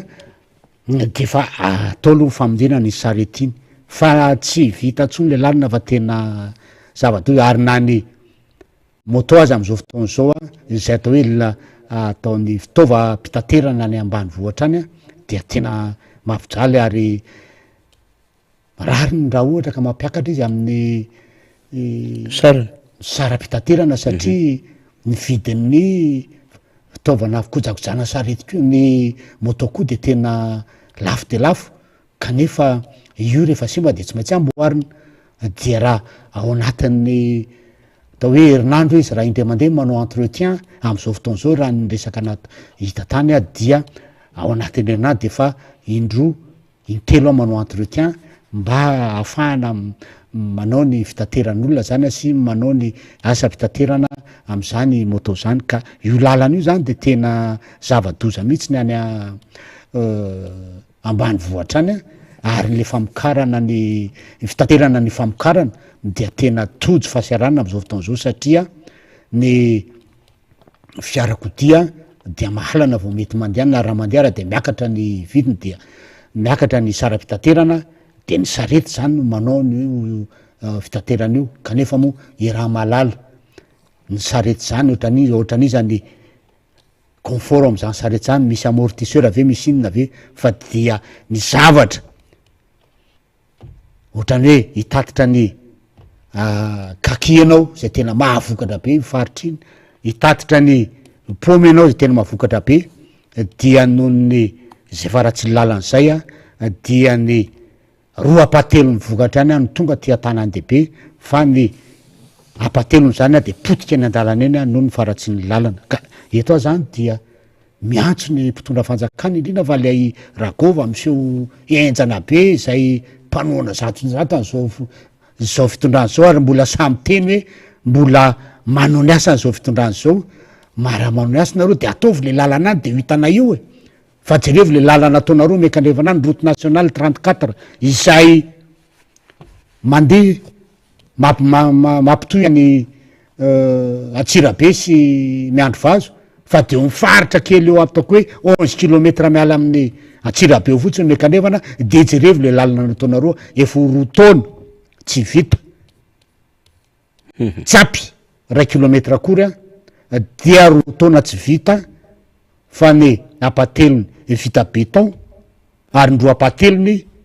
dia tsisy pikasitra nefa dia lazaina fa zay tsy mijery zay manino kipy ihany tsy mahita inona tsisy ininona vita any ary na ny lalana mandeha makany ataonareo aza dia tiptopy dia tiptopy mbola mampimendray satria tiptopy na imetretra anao mandeha isosa moramora dia tsy afaka misosa moramora satria maninona misy dogona tapoka zany de matahotra ny tena sao dia isy fasimbany ny fiaraka eo ianareo miantso anareo asanareo zany ary zay de tsy maintsy miteny ny amin'io resaka lalan'io fa de tena tsy mandeha am'izay izy ary ao anatin'ny faritry vakina karatra ngiaragova zay ianao no lehibe aneo manomboka eto abe entsy de mba hijerevy le lalana mandrapatonga any amin'ny Antsirabe any fa tena misy taoko hoe le goudron mandeha makany dia tena goudron tsy route nationale tsony io fa efa lasa ohatrany hoe route intérêt provincial sisa nivaran'le izy fa dia tena tsy arakarak'ilay vava ataonao hoe miasa ny fitondram-panjakana zay minikipy any tsy mahita an'izao fanjakana miasa zao de jerevo fa ao anatiny andraiky trao zany toerana zany lalana teneniko zany ny RN7 fa de tena mampiteny mono ary raha io zao no mitoy dia raha lalana adindro sasany naovana azy taloha tamin'ny androny Filomarika Ravalomanana de am'izao fotoana zao efa miakatra ho adiny 4 raha izao no mitoy tsy fijerena de hiakatra adiny 5 adiny 9 lalana eo amin'ny 300 kilometra raha miala ao tsimony Tsinjo zany eo amin'ilay misy barrage hydroélectrique eo Iarnarivo zany raha tianao fantatra manomboka matsy ny vakina karatra de mandrapatonga any amin'ny Atsirabe any de mandrapatonga any Atsimo Manantony any Asany Vohitra any ka de eto zany de miantso aminao Ngiaragova apory foy fa tena hainao ty zavatra ty ary azo eto masonay fa mahavita azy nareo fa raha zao dia minoa fa tsy adalakory ny olona ka tsy fantatra hoe manao ny asany ve ty fitondrany ty sa tsy manao ny asany fa de lany amin'ny oataoata sy fanenjena ny mpanohitra fotsiny zavatra ataonareo lany amin'ny atao hoe oeraoera sy oataoata fotsiny mba tsy tenenina zavatra hafa tsisy ninona vita fa famitaham-bahoaka mibetsaka amin'ny famofazana lainga sy fanaovana kobakambava amresaka raharaha fitondrana ny raharaha-mpanjakana zany zay angamana atao hoe tsatsatratra azo lazaina momba ny dia sy ny zavatra hita de etseroa fanira dia menanao ny fitenena na no iza na ty raharaha ty niezaka mihitsy député Ramboasalama tsy nanapaka zany satria zava-dehibe le fahafantarany voaka le zava-misy any amin'ny faritry vakina karatra iny fa sady ratsy ny lalana tsy tafavoaka ny vokatra de nefa nisany faritra tena matanjaka be mampiaina ny analamanga mampiaina ny any amin'ny faritany rehetrarehetra any zany hoe legioma voankazo avy any vakina karatra de zany ny zava-misy tsy miodina le tontolo ara-toekarena de vola tokony hoe mba ahafahana manatsara ny fiainana andavanandro mponina de dimanjato ariary ve ny kilao amin'ny paoma nefa ny zezika atao amin'izany fikarakarana fikojakojana foana na tiana na tsy tiana fandaninandro ho an'ny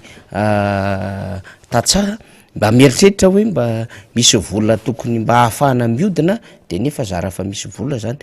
ny fahampitehan'le toekarena daholo zany resaka fotsiny mibobaka ro atahoata ozy ny député Ramboasalama teo manao lalany misy présence de l'État tena akaky mivahoaka tsy mahatory andro manalina mihitsy fa tena rehefa dinianao le izy tsy mipaka mihitsy any mivahoaka le fampandrosoana ary tsy misy mihitsy mba tsy ilazana an'le izy hoe tena hoe tsy mipaka tena tsy misy mihitsy zany raha nandeha tamin'ny lalam-pirenena faevatra iny Filomark Ravalomanana député Ramboasalama omaly niainga teo Antananarivo nijanona kely tao Mahitsy ratsy ane zany lalany tapin-tanàna amin'ny Mahitsy zany kokoa nareo any Mahitsy rehetrarehetra any zany zay manaraka nyty fandanina miara-manonjy ty fa tena ratsy ny lalana atapin-tanàna amin'ny Mahitsy mijanona ny Filomark Ravalomanana tsy ohatran'izao nge nametrahako ny lalana farany teto tamin'izanaongany reto olo reto hoe lalam-pirenena fahaefatra zany fa tena mahafinaritra mihitsy mihazo an'izany Mahitsy zany nidina tany amin'ny tsena ndray fa de tena mijaly de le olona zany rehefa miresaka de tena hoe mahantra anay président tena zao sisa ny fiainanay tena zara fa misy an'itony fambolena kely tony de zavatra mety tony tena ontsa mihitsy ny Filomark Ravalomanana nijery ny zava-misy ainan'ny mponina zany tany amin'ny toerana akoatrin'le hoe resaka fahadiovana zay misy ankinany be amin'ny tontolo ara-pahasalamana tsy efa tsy resantsika ntsony mifaratsy ny toerana ny fahantrano mponina miantsoantso hoe zay tena mifidy an'io fitondram-panjakana io fa zao tena nanenina tongotra matanana zay dada fa tena ndao anao miverina raha azo atao tompoko tena mba mivereny ianao zany daholo ny antsoantso ohatra n'iny koa nahazo ny sonedanana lalana eny amin'ny lalam-pirenena fahaefatra zay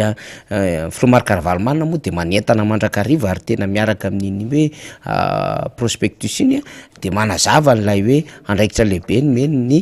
lalàna any antoko politika sy izay mieritreritra fa ho candidat zany ho an'ny olo-pirenena tokony isoratra anarana fa betsaka tamin'ny olo-pirenena zay nresahana teny amin'ny lalana teny amin'ny hoe toko efany anay tsy marina zany satria efa tsy miasa le lisitra teo aloha iny sy le karaha-pifidianana teo aloha iny de azavaina andro zareo mihitsiny zany anga de ahoana natao zany de mandehanina nareo makany amin'ny fokotany ray aloha de dondomy mihitsy mifokotany mila soratana ao anatiny io lisitra vaovao io fa raha tsy voasoratra ao nareo tsy mananjo mihitsiny hiatrika fifidianana am'ty taona 2024 ty tena asa be mihitsiny lay fanentanana ho an'ny olo-pirenena ary rehefa tena diniana le izy tena tsy ampy le fanentanana minotsika fa raha ohatran'izao no mitranga Antananarivo sy ny manodidina tena zavatra hafa mihitsy ny tianyreto olo reto atao any amin'ny faritra saridalana lazaina fa efa ambony be mihitsy ny taha-pisoratana anarana efa ketrika hafa ny tianyreto olo reto atao fa manana famelorana ara-politika be da be sy ara-tetika atsika io fa ny tena tadiavina mivoaka de hoe ndao sika aloha misoratra anarana zany fa nitovizany rehetra koa nefa rehefa mandeha ohatran'ireny député Ramboasalama de le fitarainany hoe tena mijaly mahantra tsy fandripahalemana tsy fankahitana ka mialohany anomezako ny fitenenana ny député Ramboasalama de misy tranga ohatran'izao ihany tranga tany Akazibe satria nandritra ny fahatokavana teny zany de nahazo baiko le zandary io moa zany efa fantatra nanomboka taty Andrano Velona taty de nirosonyrosona akany zany amin'ny fametrahana sakana samihafa de manadiady de manontany amina namana samihafa tamina fiarakodia taoriana tao de misy ny sasany makasary de tonga tany any kio zany somebiseby misy le zandary ahoana raha maîtrisena andreto tsy mahazo mamory olonareo lalany eto zao eto sinsisa ohatrohatran'izany fa fantatra ane fa misy baiko menandreo ary misy sary tsy tianyreto olo reto iseho mihitsy ny potra mihitsy ny hoe io fa misy vahoaka miaraka amin'ny Filomark Ravalomanana kanefa voaniona tamin'ny seny ary nyresahana mihitsy hoe teneny fa aza manakatsakana reto mpitandro filaminanreto ary nampahafantarina tamin'ny communauté internationale io zao le agence onigène de mametraka mihitsy ny am'le fepetra lehibe mihitsy hoe aleo andeha le fanentanana fa mbola ambany be le misoratra anarana ao anatin'le lisy-pifidianana manana anjara betsaka am'izany ny tim ao anatin'le fiakarany io mpifidy salanisa mpifidy ao anatin'ilay refont io satria anisany tena manao fanentanana tsy tapaka ny antokotiako Madagasikara zay tarihany filoha nasionaly Andriamatoa Marc Ravalomanana dia arahantsika ny fihetsika nataon'le mpitandro ny filaminana zany sombony kely ty farany zavatra nitrango maly ahatra ery amin'ny kaiky ny lapan'ny tanàna nezahana nakisaka reo mpitsoka mozika moa zany de tena na zahana nampitahorina mihitsy fa tsika koa tsy manaiky avy alao mibandy itsoka mozika eraka Antananarivo na izanaiza zay alehanao rehetra misy mitsoka bapampo araky ny zandary ve manaisotra an'ireny olo reny na izanaiza andehananao ato Antananarivo sy mifaritra rehetrarehetra de le bapampa hanaraka an'lay lalan'ny filoha Marc Ravalomanana ary filoha Marc Ravalomanana miaraka amin'ny mégafone tsy miaraka amin'ny tanapolo fa mitondra prospectus mitondra affiche izy ndray mba ianaran'le zandary ho refesina nefa izy no patronao raha pitso rafaka pitso mba andefa solavitra ihany oa le saina fa manjary mananao foana nareo na de misy baiko ary any ambadika any tsy nyrehetra ho iaho tsy nyrehetra fa zay azo ny olona kitikitiana anatin'le fitandrona filaminana no tratran'izay de alefatsika aloha zany ty tranga omaly ty ary mbola hitenenana amitsika hoe ohatran'izao ny antokotiako Madagasikara akory rehefa mijoro ary efa nanomboka nahita ny fijoroany ny antokotiako Madagasikara ny rehetra ary miteny amina hoe tsara toizo satria tsy manaiky lembenana zany antokotiako Madagasikara zany doarafaly nosakanany zandary tsy hiditra teto amin'ny tsenana Kazobe tsy anaraka ny filoha Marc Ravalomanana ireo vahoaka nanarady azy sy ireo mpitsoka mozika tsy fantatra mazava ny antony fa de hoe tsy mahazo manaraka ny filoha Ravalomanana fotsiny tsotro zao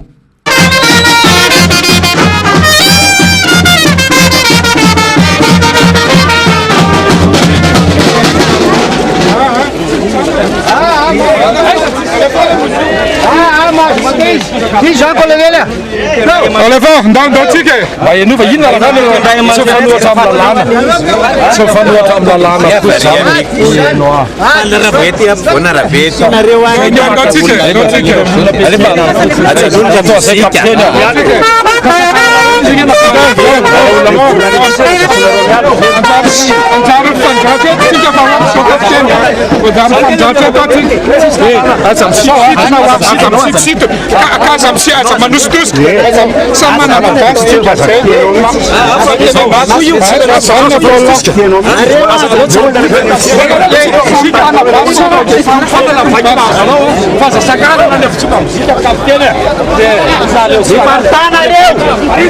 Parta!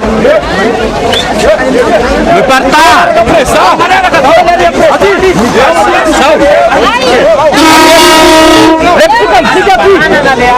na izany aza tsy nasakana ny filoha Marc Ravalomanana niaraka tamin'ireo délégation niaraka taminy izay sakana izay satria fanentanana ny olom-pirenena isoratra anarana anatin'ny tsy-pifidianana no atondia ka tsy maintsy natao izany teny an-tsena telo ambiroapolo sy roa arivo ty a tsy maintsy miverina vahoaka ny fahefana amin'ny olona rehetra eto Madagasikara misy mpifidy a eo amin'ny 13 millions eo 13 millions 500 mpifidy reo mpifidy reo a tsy maintsy ataontsika izay andesena lahatra azy hoe maizy nareo misafidy tsy mbola manao propagandatsika maizy nareo misafidy raha zany a zao fahantrana zao fahantrana vokatra ny tsy fahaizana misafidy zao izy mitrango zao e tsy nay nisafidy tsy nareo ny nampahitrana fa nareo ny safidy an'izao fahaolina zao raha tsy nareo raha de ny lafa aza mametsy ny hafa mihitsy fa safidy diso zao hita fa olona manandrakandrana hita olona tsy mieritreritra ambanivohitra mbola vidina ihany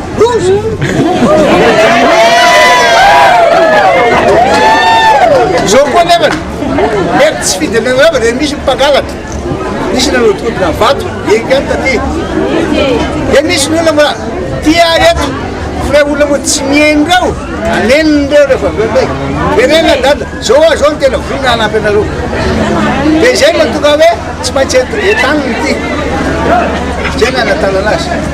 azao zany de tsy maintsy isoratana ny fokotany ny anara fa raha zany areo verzo tsy mifidy tsy afaka aminaramaso zay zandra mitangana ny anakory tsy mety tsy maintsy isoratana ny anaranareo tsy nijanona atreo fa sady nanararoatra ny antsena sy ny tafa tamin'ireo mponina nakazobe ihany koa ny filoha Marc Ravalomanana Isto, olha, dá,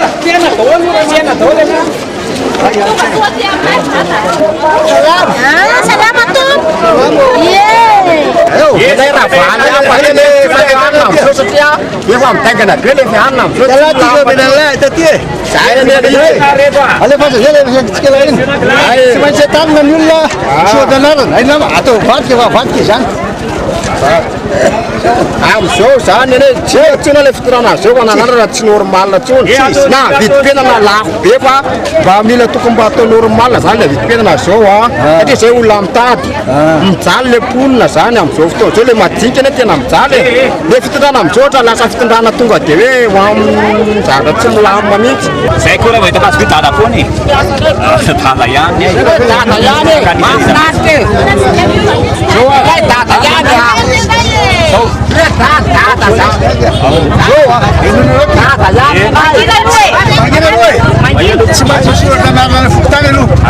siapa kamu lu dat dulu cepakan. Tam dah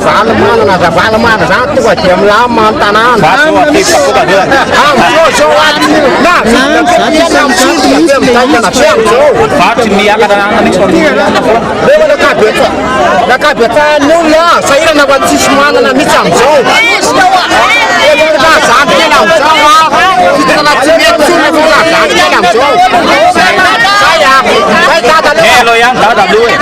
Tao anatin'izay fanetanana izay dia nozaraina ireny karazana flyers famantarany olona ny tokony isoratana anarana anaty resipifitianana ireny ny mponina tao Akazibe androany. Iny izy député Rambosalama zavatra nitranga omaly efa niainana ianao moa nisan'ny niatrika an'izany tamin'ny RMDM tamin'ny ataontsika tamin'ny eritaona dia mbola nisy ihany koa ny solomavomboaka vao tamin'ny volana febroary ilay tetsy Magrobeoririka akoatran'izany ny teny talata maty namenana mpitandro filamity naharenao dia anisany nanazava tamin'ilay tovolahy izay nitarika ny fiambenana manoloana ny vavahadin'ny Filomarika Ravalomanana hoe patrouille iny ity dia nandeha teo le statika sady dinamika sy le hoe inona tena tiandrareo hatramin'izao ary moa tsisy lainga le patrouille fa tamin'iny fotsiny le izy député Rambosalama dia nitoy tamin'ilay fanakatsakana nahiditra tao amin'ny terrain'ny tao amina trano manokana zany izy inona soa zay dia avy eo teo amin'ny terrain Faralaza dia avy eo nikisaka tamina toerana hafa dia nitoy teny Tosy marobe efa tranga marobe hatramin'izay efa nale rehetra savana Filomarika Ravalomanana sy ny karazana iny zava-nisy tany Akazibe indray iny député Rambosalama na dia teo aza aloha le sakatsakana zany afaka ihany tamin'ny ampahany zany napita le hevitra fanetanana zany ary rehefa tena nenona feo am'le voaka tena vitsy mihitsiny no efa nandeha tany an'ilay birao fantatsahana tany amin'ilay birao pokotany zany mba hisoratra anarana sy loha ny lalova n'ilay mpanisa mpifidy dia gagitsika fa inona ary ty asa ve fa tsetsatsetsatsyaritra ihany ny olona zako fa tamin'ny fifidianana 2024 toro voalohany 2.20 Marika Ravalomanana toro faharoa 7.20 Marika Ravalomanana fa rehefa enonao feon'ny olona rehetrarehetra eny atsena ingeny tena nahenona ny feon'ny olona dia hoe ahoana fa tsy efa inangana ve le tany le tamin'ny 2024 antsizy iny vao fitakanay zany ndaonareo angana manatona raha tsy midina zany le Filomarika Ravalomanana sy le timo tsy mahafantatra ny olona kanefa mbola manana herijika be mihitsiny le any toerana hoe akarinay io satria zay me mahantra mpitena vao mainka akarinay 700 salatsaka ny salanisa ny Filomarika Ravalomanana raha ohatra ka tonga zay fotoana zay fa nangatandrareo moa dia hoe mbola tsahinao dada président Marika Ravalomanana tsy mbola namaly fa any amina toerana maro samihafa zany efa fantatra fa fiefy andresena dia mahita ihany hoe marisarisa na aparisarisaina ilay fisoratan'le olona ao anaty soram-pifidianana zany lisy-pifidianana eo amin'ny 700 mahery eo mbola ezaka be misy ny atao ahazonan'io hiakatra ambony be fa reny ny tranga député Rambosalama mino fa manakambary ianao ia alohan'ny amaliko an'izay angama sy resanany dia misy kokoa ato an'ny nareo amin'ny fativakina karahatriny zay tsy trahatra ny manaraka ny fandarana miara-manonja na eny an-tsaha na ny amin'ny toerana misy anareo rehetrarehetra any ary nareo moa dia efa niteny mihitsy hoe aleona mihitsy mividy radio carte tonga dia efa mandefa an'iny dia meno satria amin'ity no ahitanay ny fanetanana marobe amin'izao resaka momba ny fifidianana zao sy ahitanay ny tena vaovao marina eto amin'ny tany sy ny fanjakana dia torak'izay koa ny etsy amin'ny station shell etsy amin'ny azera hitaina sy ny ekipany zany zay tsy mitrahatra manaraka ity fandarana miara-manonjy ty a fa dia kokoa anareo a de ohatran'izay koa ianareo eny amin'ny atsimon-drano eny i Bramsa sy madame Fanja ary ianareo any rado a ery talatamaty a zay mandefa izao afatra zay mba ataovy kokoa fa dia zay zany le kokolo ary tsika eto am'bobory tamy faefatra moa de tsy adio fa dia anaovana an'izay koko zay a itsika rehetrarehetra tato amin'ny fokotany 2 reny izy reny faniry ary eto zany a dia asa raha natsikaritra ianao a fa tsy misy afatsy ny amin'ny gendarmerie ihany a no manao andre fihetsika mamofady a sy fampirorony reny zany ary eto amy teny hoe tsy ianareo gendarmarery ianareo gendarma rehetra no mitena andreny satria tsy mampanina no miteny an'izany fa raha miteny tam'ilay kapiteny ako teny afaravohatra de no nidify le kapiteny de ozy lay subordonne niaraka taminy hoe nenay any hoe andrea matosoro-mavamboaka irake irahan' zay mandeha makaty dikan'izany zany hoe irahan' zay mandeha makaty tsy eo nasan'ny atsa andavanandro zay tokony ataon'ny gendarmerie le patrouille ataony any afaravohatra zany sy ty asa ataony mandeha manakany any amin'ny akazo be ty fa irahana manokana fotsiny tsotro zao zany hoe raha misy ny irahana de misy mimpaniraka ary raha ohatra la izy tafiditra ao anatin'ny atao hoe emo natina emo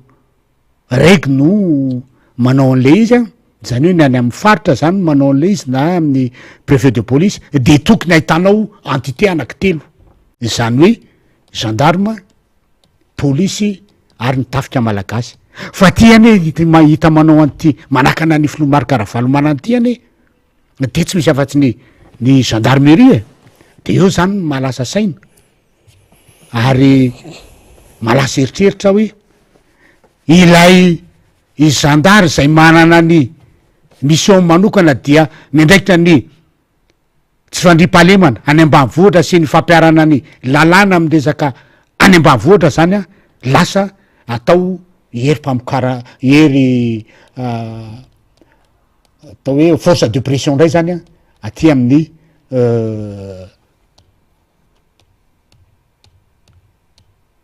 toerana essence zany hoe entina atao ampiroro reo mpanao politika fa tsy anao le tena hoe asa sasa iandreketany zany tsy tafiditra am'le hoe sady aro ny vahoakany sy mifananantsony zany ataon'reto zandary reto tonga aloha de tenenina an'izay fa dia lasa faninjehana ny mpanao politika raha ohatra ka manao fampelezan-kevitra ny filomarika rahavalomanana dia mety hoe mety anana ny rariny izy ary tsy anazy ko raha manao ny fanakana sy fanazazina fanjarany syny fa tsy zanany hoe natao ny filomarika rahavalomanany fa filomarika rahavalomanana araky ny teninao tao de efa ny teny ary nampiraza atao amin'ny seni satria ny seni de efa mibaboka fa tsy navita ny asa fanetanana amin'ny mba tonga lay anatratrarina lay isa atao hoe 10 metsy sy 3 tapitrisa amin'ny isampifidy zay tratrarina amin'ny ao anatin'ny listiny fanavozana ny tanteraka listy mifidy zany miaiky an'izany ny seni ary no ny fandraisan'ny filomarika rahavalomanana izay hoe mba hampio izay ozy izy ny seni amin'ny fanaovana an'io fahatratrarina no izy io de midina tseratra mihitsy ny filomarika rahavalomanana filohan'ny antoko tim ary tadio fa izy rery ihany no filohan'ny antoko samybidina eny atsehatra manentana ny olona anao an'izany fanentana momba ny fampidirana ny anarana ao amin'ny listy mifidy zany ary nantany amin'nandehanana tany vakinakaratra koa zany de misy fa ny olona de miteny hoe fangamo tsy le anay le lista iny ihany no ao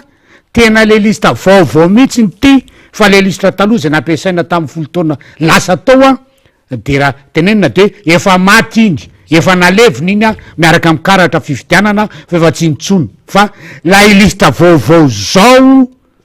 no azahoana karatra vaovao a entina hifidy am'ty taona 2023 sy ny folo taona manaraka ity ka ny eto azy zany de miteny mihitsiny hoe matoa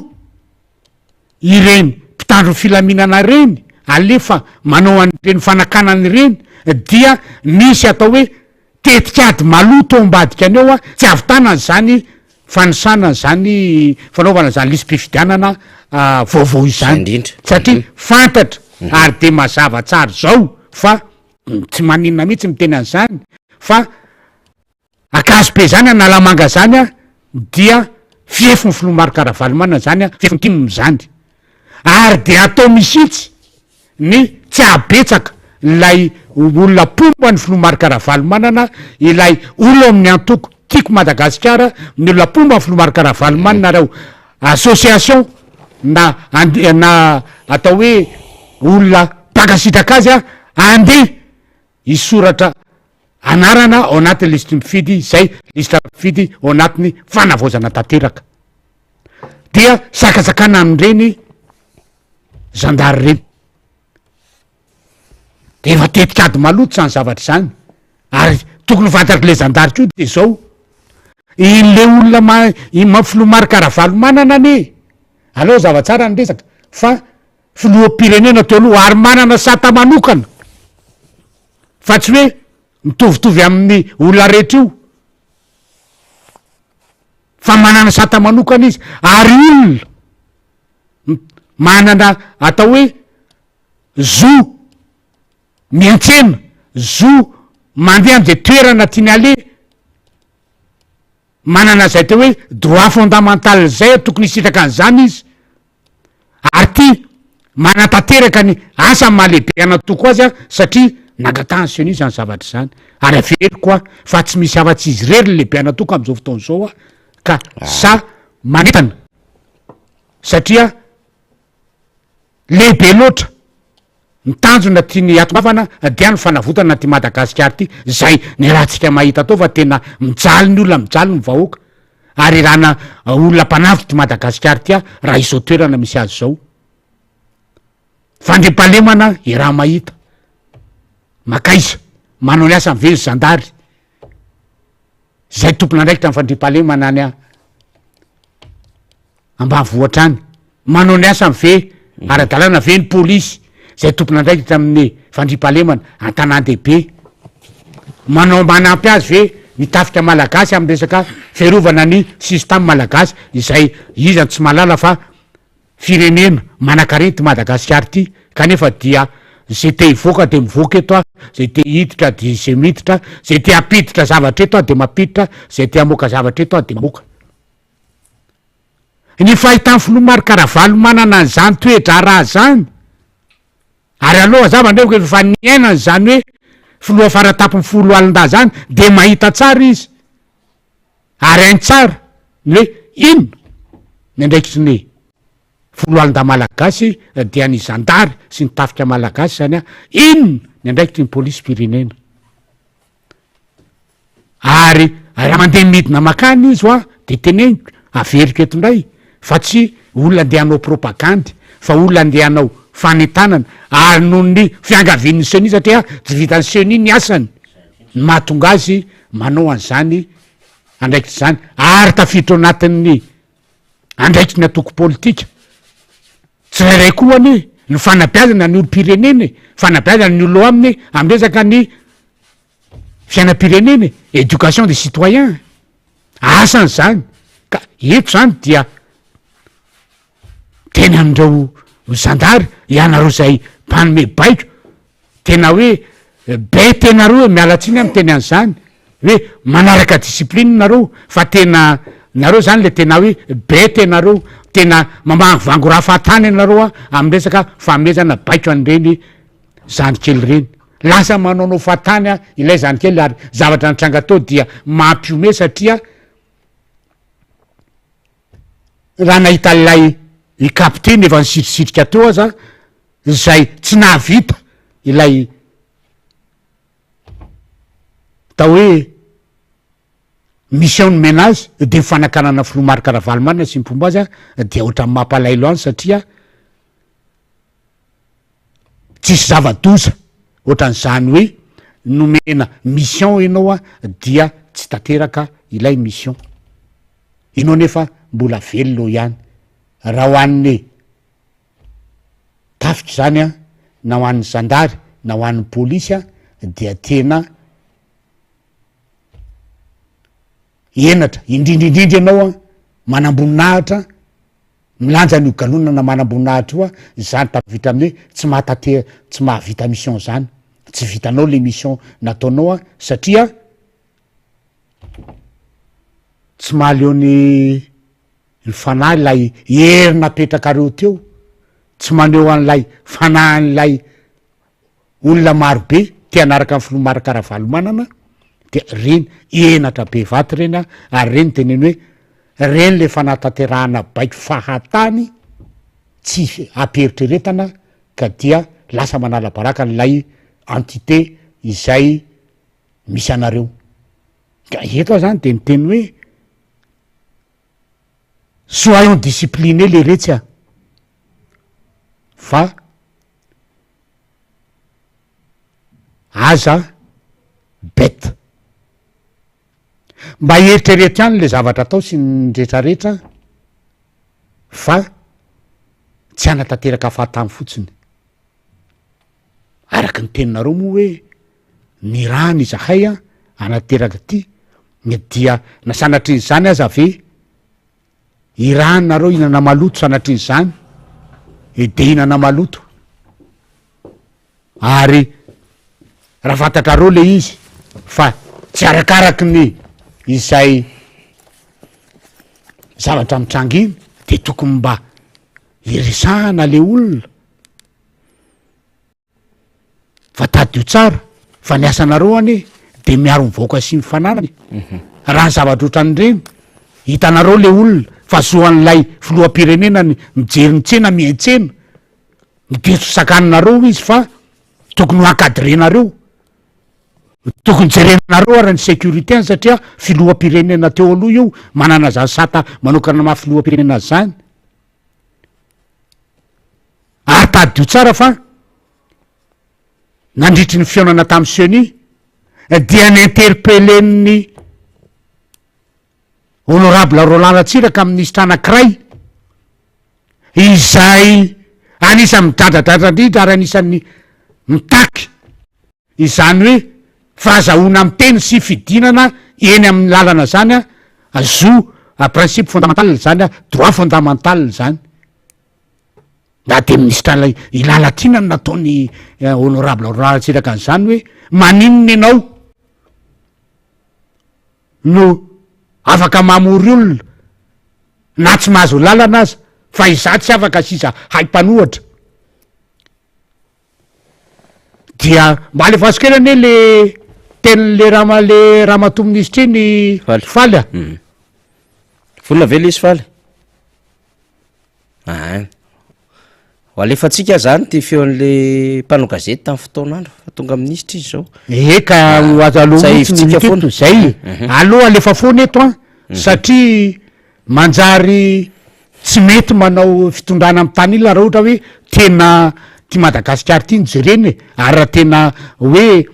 ampanjaka ny tena demokrasia sy tena hoe alalaka ny fitenenana eto a de tokony ho tsy hanao fitondrana amy tany ila satria reny fanakanana Filomary Karavalomanina nataon'ny zandary reny a de anisan'ny fanakatsakanana ny droit fondamental n'lay olona zoan'lay olona mandeha metsena zoan'lay olona mandeha manetana ny vahoaka amin'ny resaka fividianana zoan'ly olona mandeha am'izay alehandrehetra satria de sakatsakanana etsero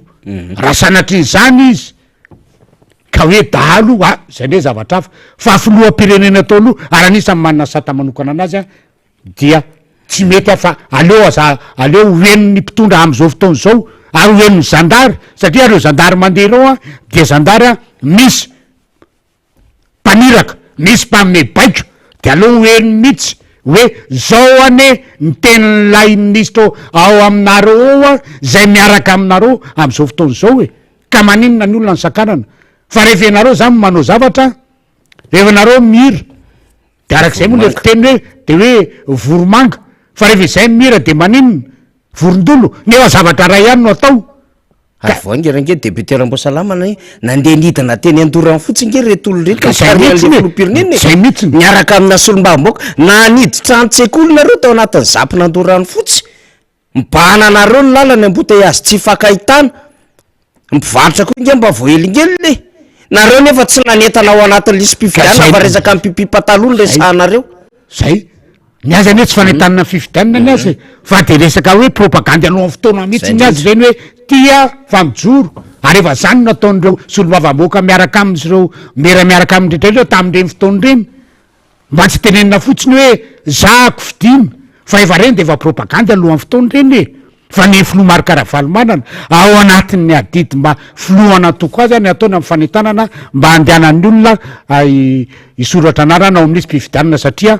zava-dehibe loatra ary zoan'ny vahoaka malagasy a ny mandeha mifidy ary zava-dozany am'izao fotoana zao hoe efa tafiditra ao anatin'ny hoe fanentanana ihany isika ao anatin'izay satria ao anatin'ny fanentanana ny diny filoha makaravalomanana de ny zava-dozany am'izao fotoana zao eny eny am-fokotany de zao hoe misy filoham-pokotany misitsy de tsy sita eo amin'io fokotany misy azy io a fa mandeha mitsoka mivoaka satria maninona mahazo consigne any am'izay aleny any hoe aza sokafana ny brao fa mandehanareo satria fantatra fa efa mety tonga saina ny vahoaka am'izao fotaona zao a amin'io ny listre mpifidy io a amin'io fifidianana io efa tonga saina ny vahoaka alefa azy faly a fitakina io ary droit ny citoyen rehetrarehetra midina an-dalambe droit le plus absolu mihitsiny zany droit de manifester zany droit et liberté de manifester tena zo zany ary aza tonoana ao fa ny fianakaviam-be raisam-pirenena zay tena tsy mankasitraka ny coup d'état kanefa tena miteny mihitsy aizany droit ny olona imanifester ajao io zany nge le zavatra tiatsika resany zany le zavatra mahatonga na miteny anareo hoe miadevitra apetratsika eto amin'ny firenena de adevitra diso hoe mitsangana am'izay le olona rehetrarehetra pikaramanady politika reo de hoe aza to avy aloha ny fitondrana efa visaka ny olony aloha ny fitondrana iasy aza tohitohina ny fitondrana fa tena mijaly ny olona mbola misy nidina an-dalambe indray normal be ny olona raha hoe tsy manam-pivelomana tsy afaka mivela de tsy mihina sakafony tsy misakafony ny tamin'ny sabozerifa satria tsy misy vola fa mikatona daholo magasin zany matahotra fandrompana andraikitra ny fitondram-panjakana zany andraikitra ny fitondram-panjakana zany ao anatin'le izy jereo amin'ny fomba tsy miangatra mivony Saravalomana nge raha nampidirinao tao Ambojatovo tsisy olona nikatona ny sokatra tsara daholo magasin rehetra na ny tena Ambojatovo na ny tena Analakely ary tena mazava be mihitsy hoe midira ao Ambojatovo nareo fefeny ny mpitandro ny filaminana eto ihany nareo ary raha ohatra nareo matahotra hoe anao korotany reo olona ireo mazava be tsy mahazo mivoakato ianareo ary rehefa tonga ny firavana maninona moa ny mouvement Saravalomana capable mirava normal ngereo macrobeorique ko maninona ka iny tsy avelanareo anao ohatra macrobeorique izy raha eo amin'ny kianjana Ambojatovo ny tedava entsika izy zay ny tenin'le raha mato ministre momba an'io droit de manifester io ary ny manifestation a de misy karazany roa misy ny manifestation pacifique de misy a ny manifestation tsy pacifique zany hoe misy milamina sy tsy milamina raha ny zavatra nitranga tany Akazobe de olona mandeha manaraka tsotro zany filoha Marc-Ravalomanana ary tsy resaka mihitsiny hoe fidinina an-dalambe le izy fa fanarana filoha Marc-Ravalomanana am'izao fotsiny azo ampidirina an'le io manifestation pacifique fandehanana manaraka ny filoha Marc-Ravalomanana eny an-tsena de efa taony ny mpitandro filaminana tahaka reny no atao tsy avelandeha le olona sakanana le olona nateo aza moa de ny solombavam-bahoaka honorable fieny mihitsy ato amin'ny boribory tamin'ny fahatelo no mifanindrana tamin'le kapiteny zay tompona andraikitra tamin'ny resaka fanakanana tany Akazobe reny de hita mihitsiny reny a fa de misy tetikady maloto mihitsiny ampiasaina am'izao fotoana zao a entina anakanana ny filomarikaravalomanana sy ny atokotiako Madagasikara tsy havita ny iraka ataon'izay iraka fanentanana ny voaka mba hisoratra ao anatin'ny lisym-pifidianana raha ny tetika atongavana dia mitovy raha ampitahaina tamin'ny zavatra nitsanga tamin'ny fibatana sy fisamborana n'ilay olona teo atsary lalàna ary dia raha matoministra ianao nefa ninterpellen'ny honorable Roland kasika an'io fahafahana mamory olona sy ny rehetra io de apetraka aminao fanontaniana mbola mitana ny teninao tam'ireny venao ka sahiteny eo mason'ny lehibe anao anakiroa reo a de ny ngatsay prime ministre sy ny filoam-pirenena nareo a hoe ohatra ny tsy mety ane ty zavatra ataontsika ty fa sahako tam'izany fotoana zany miady mafy mihitsy ny amin'ny mba hahatongavanareo amin'ny fitondràna satria tadio fa tamin'ny andro fitondran'ny Rajonary Mampianatra zavatra reny no nitranga ary mbola tsy prime ministre itsay a ianao mbola ny ngara Andry Rajoelina mbola tary amy désert tary de mahavereno aminy hoe sao de manao tarobado vilam-bavy tsika ka ny alehan'ny loha hafa ary nitondrono ny vava hafa mba hapetrao am'ireo olona anakiroa reo ry raha matoa ministra zany fanontaniana zany a ary fantatray fa mifatahoranareo ny filomarikaravalomanana sy ny atokotiako Madagasikara ary reo mpomba azy rehetra no mahatonga anareo an'io atsojay isak'izay mandeha io satria tsy tianareo afantatra ny marina ilay vahoaka ampadonareo ilay vahoaka tsy afantatry ny marina momba ny ty resaka fanavozana tanteraka ny lisitry mifidy ity aleo azava ny resaka fa ty fanavozana tanteraka lisitry mifidy ty a de io no ampiasaina amin'ny fifidianana am'izao ary ny paikady malotonareo atreny amin'ny fokotany a no ataonareo ombadika andrebirebenany olona anakananareo any filomarikaravalomanina sy ny atokotiako Madagasikara midiny ny fotony manao ny fanentanana raha ny zava-misy any amin'ny fokotany iverenako le teo de misy lehibe am-pokotany am'izao fotoana zao sary mandray sary hoa mandray ny anaran'ny olona ao anatin'ny lisitry mifidy fa ny zava-doza de zao raha o fokotany sonerana troazy le olona ohatra no manao misoratra anarana dia any amin'ny fokotaniny tsy mialonjafy zay ao anatin'ny arrondissement ihany a any le olona no ampidiriny ao anatin'ny lisym-pifidianana za tia sonerana ty akaiky ny kapisaty ve no misoratra de ry akaiky ny fiangonana katolika ry Mahamasina no hifidy fa nga za mpanao magie sa mpaminany ka fantatra hoe ariane i rasoa no mifidy kanefa za ka ato amin'ny akaiky ny kapisaty any no misoratra zany ny zava-misy am'izao fotoana zao ataondreo lehibe am-pokotany reo de zay no mahatonga manentany eto hoe voalohany mandehana aloha nareo misoratra any de faharoa manarak'izay a terena tsy maintsy aseho ny lisitra fa hoe ato am'ty fokotany ty marina ako a fa tsy any amy fokotany hafa satria iny lisitra iny avy eo a mbola ho zaraina any amin'ny birao mpifidianana de tokony efa ho fantatritsika koa zany hoe raha hatram'izay a tato amin'ny birao fifidianana tato no mifidy ohatra raisitra eny amitsika eny amy boribory tamy faefatra zao dia 220 nisan'ny birao mpifidianana de ny larana sy ny laran'ny karatry mpifidy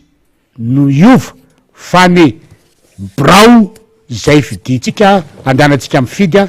dia tsy miova zany hoe raha ho anareo amy sonerana zany ohatra sonerana 3 J taonareo no soratra dia tsy maintsy ao amin'ny EPP sonerana voalohany ao no mifidy anareo zay zany tokony ho hita ao anatin'iny listiny listim-pifidianana iny rehefa miverina ka jerenina fokotany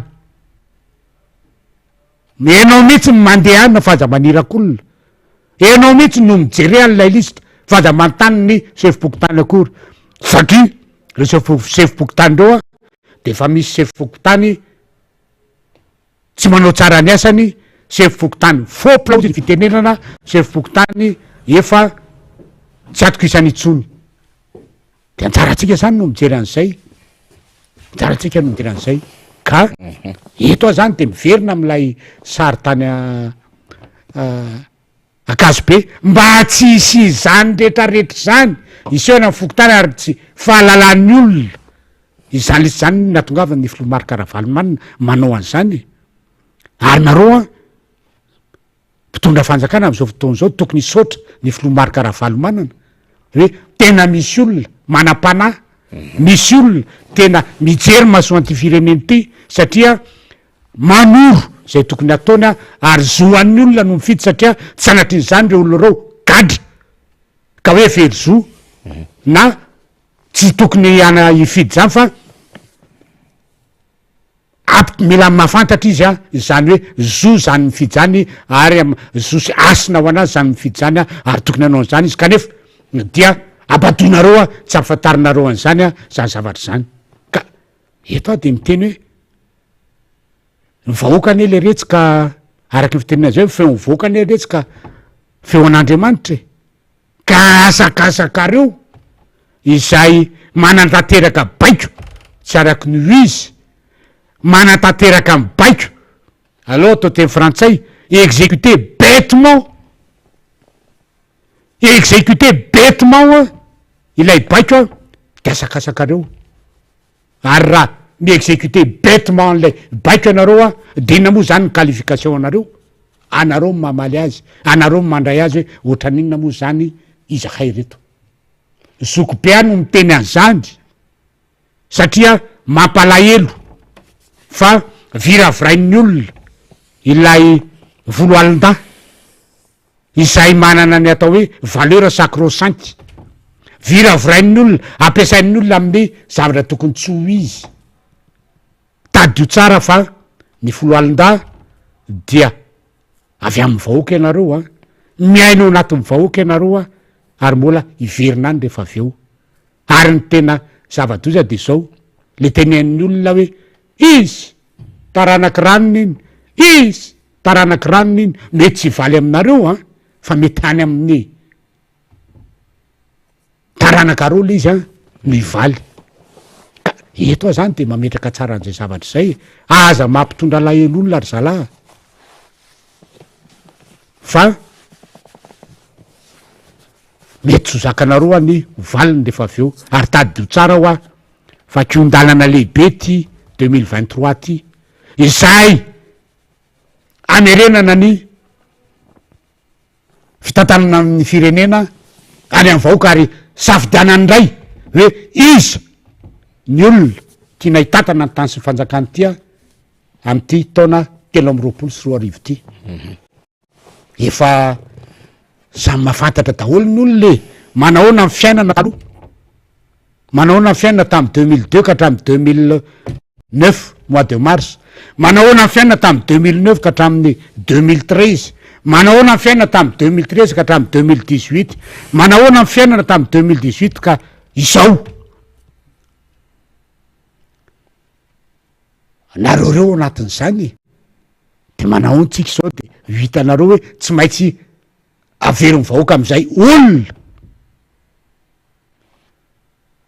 tia ny tondra ny tany sy mifanjakana ny fitantanana ny raharaha-mpanjakana ary fiainana am'izao fotoana zao dia efa mampiteny mona ary ny olona am'izao fotoana zao a de teny efa mivavaka mihitsiny hoe raha mbola misy zao Andriamanitra zao a dia amaly a zay vavaka tokony ataon'ny zao Andriamanitra zao a amaly mivavaky ny vahoaka izy ka eto zany de fa miteny anareo zandrikely reo olon-dehibe nareo mahafantatra tsara zavatra ataonareo nareo a dia hoy za hoe soyons disciplinés za koa maty mampiatra zany discipline zany ahako fa zahako tsy ho exécuté bêtement mihitsiny a ny zavatra hita fa tsy mandeha amin'ny aradrariny sy tsy araky ny izy zay zany ny faniry no azo tenena momba an'iny fa mampalelo no zavatra ohatran'ireny ary za eto zany de tena eto tena félicité mihitsy ny ireo mpanaradia ny filomarika Ravalomanana ary indrindrindrindra filomarika Ravalomanana tamin'ny fahasahiana lehibe niseho tany Akazobe reny izay io matsy rabirabin'ny olona ny tima hoe sy ireo raintetaka tima zany tsy raintetaka tsy ohatran'ny lianareo raintetaka isaky ny mandeha de fa foronina daholo zao rehetrarehetra eo de na situation za de mamorona situation de ahilika ary amin'ny olona ary fa tsy ny anay tsy raintetaka zany anay matoa manoatra an'ireny tsy raintetaka zany anay ary ny solomavamoko anay jerevy reny izy reny fa tsy reny tsy misy force de l'ordre hoe miaraka amindreny fa ny tonga reny de samy affronté fa ny anareo isak'izay mandeha de tsy maintsy misy zandary eo na police récussionnaire fa tonga de hoe ndao andeha fa ho raharaty ka zay zany no tiako tenenina tsotra de tsotra amin'iny iny faniry ary efa tsy voatety teo koa moa fanentanana de to hoe mbola ho avy eo no namana rastany izy zay ohatra mbola taraiky angamba fa le izy zany ohatran'izao raha fitentsika fotsiny deputeram-boasalama de hoe tsika moa manana an'ilay bankina image na hoe archive zany de iny tany Akazobe iny zany an'ilay etraketraka le antsojay ataon'ilay mpitandro filaminana zay tsy izy rehetra fa indrindrandrindra ny zandary de efa nampidiritsika tsara ao reny de efa nampidirinao ihany koa le teny Itosy le nandray ny vozon'akanjo ny député fetra le niezaka ny tsakatsakana rehetrarehetra feno azafady indrindra tompoko ary efa natao any amin'ny fitsarana ny fitoriana mpiasika ny zavatra iny satria tena asa ny solombavam-boaka lay maha-olombelona sy lay resaka androm-panjakana mihitsy voatotoina tamin'ny saika mbola meriny reo tany Akazobe le capitaine fagitady teo tsika manko zay fotsiny tsika ny atsika efa miteny fa zay tsy mpandefindefitra zany sy hoe sac de sable akorony ka anao zay tianareo atao eo nareo fa efa ao anatiny lay tahiry tsaritsika reny ny zavatra nitranga teny amin'ny faravohatra ny teny talata maty ny teria magroberika ao anaty tahiry tsary daholo reny nantany Toliary reny hitatsika tam'ilay nanao akanjo mena reny nitondrotondron'le bandy fotsiny ene hoe io tim mari amin'ny fokotany zao de lasa ny azakazaka le zandary ao daholo reny le zandary ne toko mba nala le kagolona raha ohatra say de hoe hita hoe io fa zany no mibatanao io fa tsy afinao mbadika an'iny fa matoa miafinao mbadika an'iny ko de fa hitako hoe kerisaiko io satria matahotra ny vahoaka rehefa aveo hoe tadidinay nefa tsy tokony andeha am'zany le fiarahamonina fa tena tokony hoe anao ny asany tsara daholo ny rehetrarehetra ary anao ny asana mpilaminana sy ampanajany indrindra ka le fidinana ifotony anatin'ny fanentanana sy lay hoe mamarika Ravalomanana manakaiky ny vahoaka azy zay andrandray ny vahoaka tadiavy ny vahoaka amin'ny maha-olo-pirenena azy mety misy fotoana izy mandeha metsena tsy voatsakanao zaniko libre de circuler mety misy fotoana mandeha izy makany amin'ny lalam-pirenena mandeha izy makany amin'ny lalana communal sy ny sisiny mba mijery ny fiarahamonina sy ny zava-misy amponina mety ndeha hivavaka izy trangy efa nisy daholo zany ny sakananareo de io za hoe ao anatin'ilay tahiry tsary daholo reny tompoko aza taitra ao daholo reny fa zao aloha nareo zany manao ny ezaka rehetrarehetra hoe ndao idio mihitsy reto aza vela etsika fa efa mahita nareo io fa tsy voasakanareo am'zany ny tim de mandeha ny tim io ary teny eto hoe mbola maro ny programma taorininy akazobe iny mbola bobaka izy ao dikan'izay fa mba ezao ihany manatsara n'le toetoetra manatsara n'le baiko mba tongatonga vasaina ihany fa zava-dehibe netiny deputeram-boasalama teo manambonahitra mpampianatra mahalala ny zava misy teo anivon'izany a fitandrona ny filamilana zany teo amin'ny tafika malagasy ihany ko de mba raiso reny anatry ny zogobe reny fomba fiteny moa le zogobe ao anatin'le izy fa mbola tokondray reo hoe sady solomba-mboaka ny Madagasikara laharana faharoa teo anivon'ny tafika malagasy tamin'ny andro Filomar Karavalomanana ny aina ny zava-misy rehetra tamin'ny vanim-potoana teto amin'ny firenena hoe atraiza ny tena tokony rafisainana hitaizana zany a fitandrona ny filaminana zany indrindrandrindra am'izao situation tena manahirana zao de mba réviseo ihany izy raha ohatra monareo mbola azo toroana hevitra ka ho tonga saina ka andray any teniny zany zokobe zany fa raha ohatra ozy nareo miara-maty amy toko toiziko tsy problème zaniko ity andeha foana le fanetanana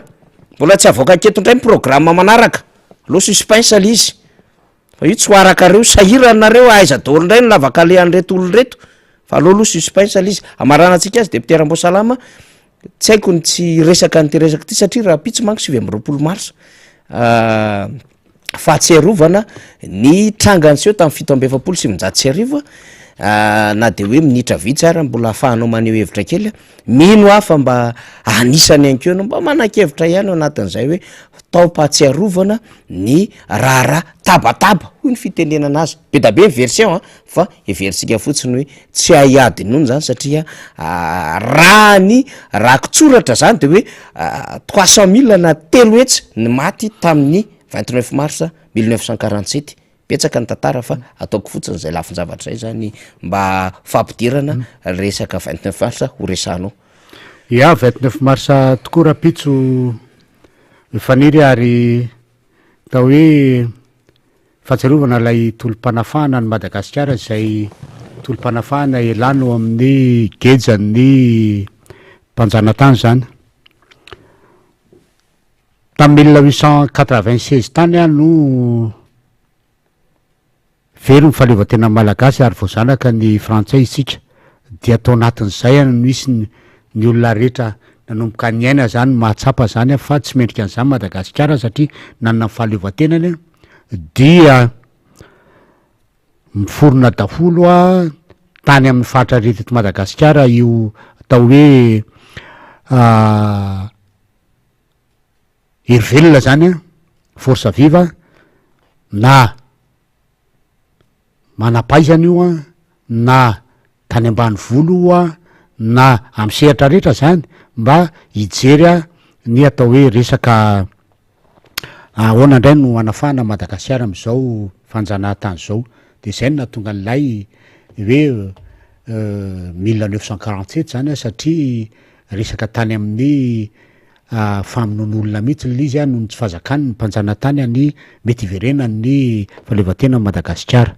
de hoe zay moa le hoe tolom-panafahana ka raha am'izao fotoana zao zany dia da hoe nisy daholo zany rehetrarehetra zany na tany amin'ny faritra Congo iny na tany amin'ny faritra Vohipeny Sud-Est iny na tany amin'ny faritra Andrefana na faritra Varana teto ampovoantany na tao Moramanga moa tena nalaza le atao hoe vago Moramanga le atao tena famonoana kitsirany zao fotsiny malagasy tao anaty vagon dia am'izao fotoana zao moa de tonga le izy ary atao no mpitondra fanjakana hoe atao isan-taona zany ary ny am'ty taona ty de natao hoe tolom-panafahana firaisan-kina ho an'ny fitiavan-tanindrazana raha ilay zavatra ohatran'ireny a dia tokony hiaina n'lay firenena zany no anaovana ny zay zavatra zay kanefa raha ny fahitako ny fitondrana am'izao fotoana zao a fitondram-panjakana am'izao fotoana zao ka mametraka an'izany hoe tolom-panafahana firaisan-kina ho an'ny fitiavan-tanindrazana zany a ohatrany de tsy misy loatra le izy a eto amitsika efa tsy misy fahavalo tsony hoe fahavalo andeha anafika Madagasikara fa ny fahavalontsika am'izao fotoana zao a dia ilay resaka fahantrana ilay resaka fakanany tany malagasy a ary lay resaka hoe mba hahatonga ny Madagasikara eo amin'ny toerana misy azy a eo amin'ny zao tontolo zao zany raha ijery la iresaka hoe fantrana isika izay atao hoe raha iady amin'ny fantrana zany ianao zany dia tokony isy atao hoe fijerena ny famoronana asa ho an'ilay malagasy a ny fijerena ny fiarikarenany malagasy a ary fiamba atao hoe fialana malagasy am'izany tsy fananana izany tena zany marina ve ny zava-misy am'izao fotoana tiako tenenina zany de hoe ilay atao hoe sloganga raha mifilaza azy hoe ilay tolom-panafahana firaisankina ho an'ny fitiavan-tanindrazana dia tokony iainana am'izao fotoana zao manomboka amin'ny filoham-pirenena mandra-patonga ny ary amin'ny malagasy izay atao hoe faramanitra indrindra tokony misy afo mampiainana zany a ao amin'ny tsirairay ao ary tokony atao hoe izany a no ambetin'ny tarigetranga iainany ny firenena ray manontolo raha fahitana azy anefa dia ohatrany zany loatra ny zava-misy eto am'izao fotoana zao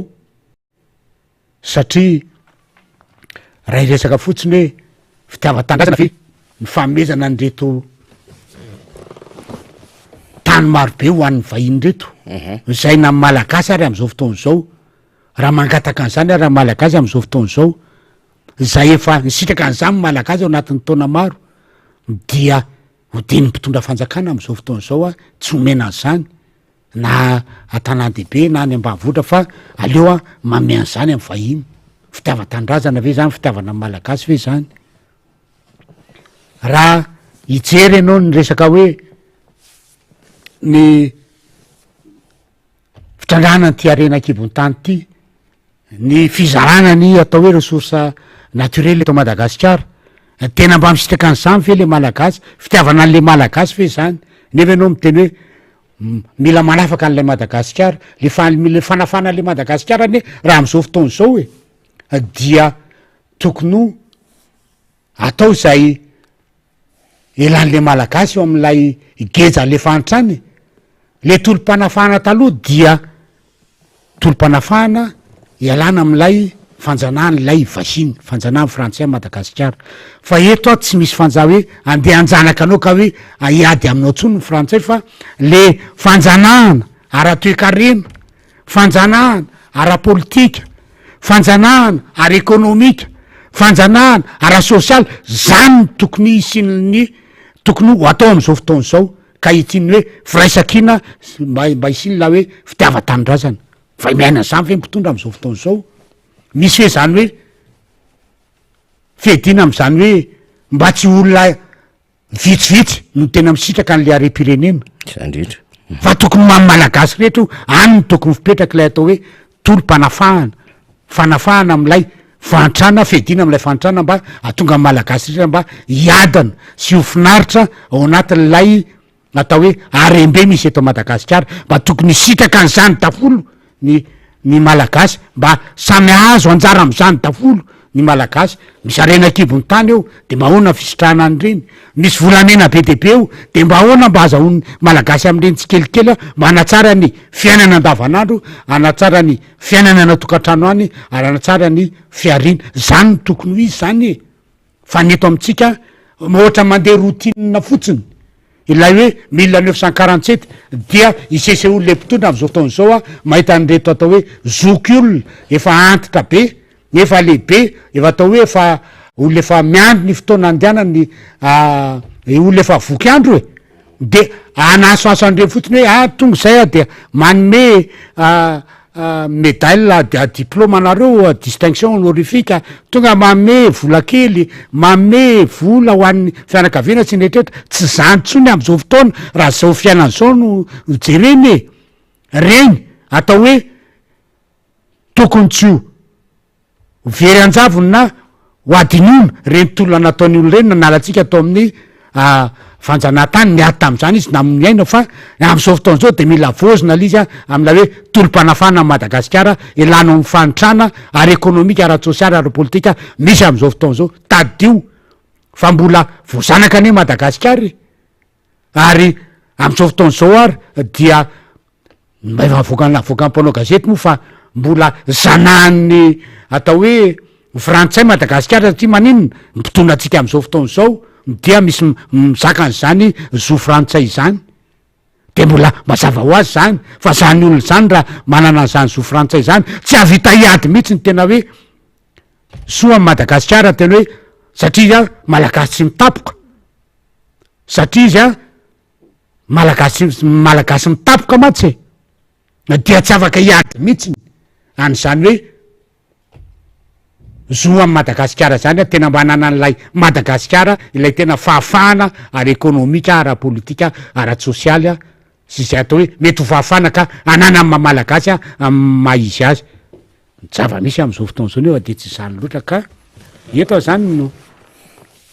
miaraba anareo zoko be ary misaotra anareo nampitany izany mbola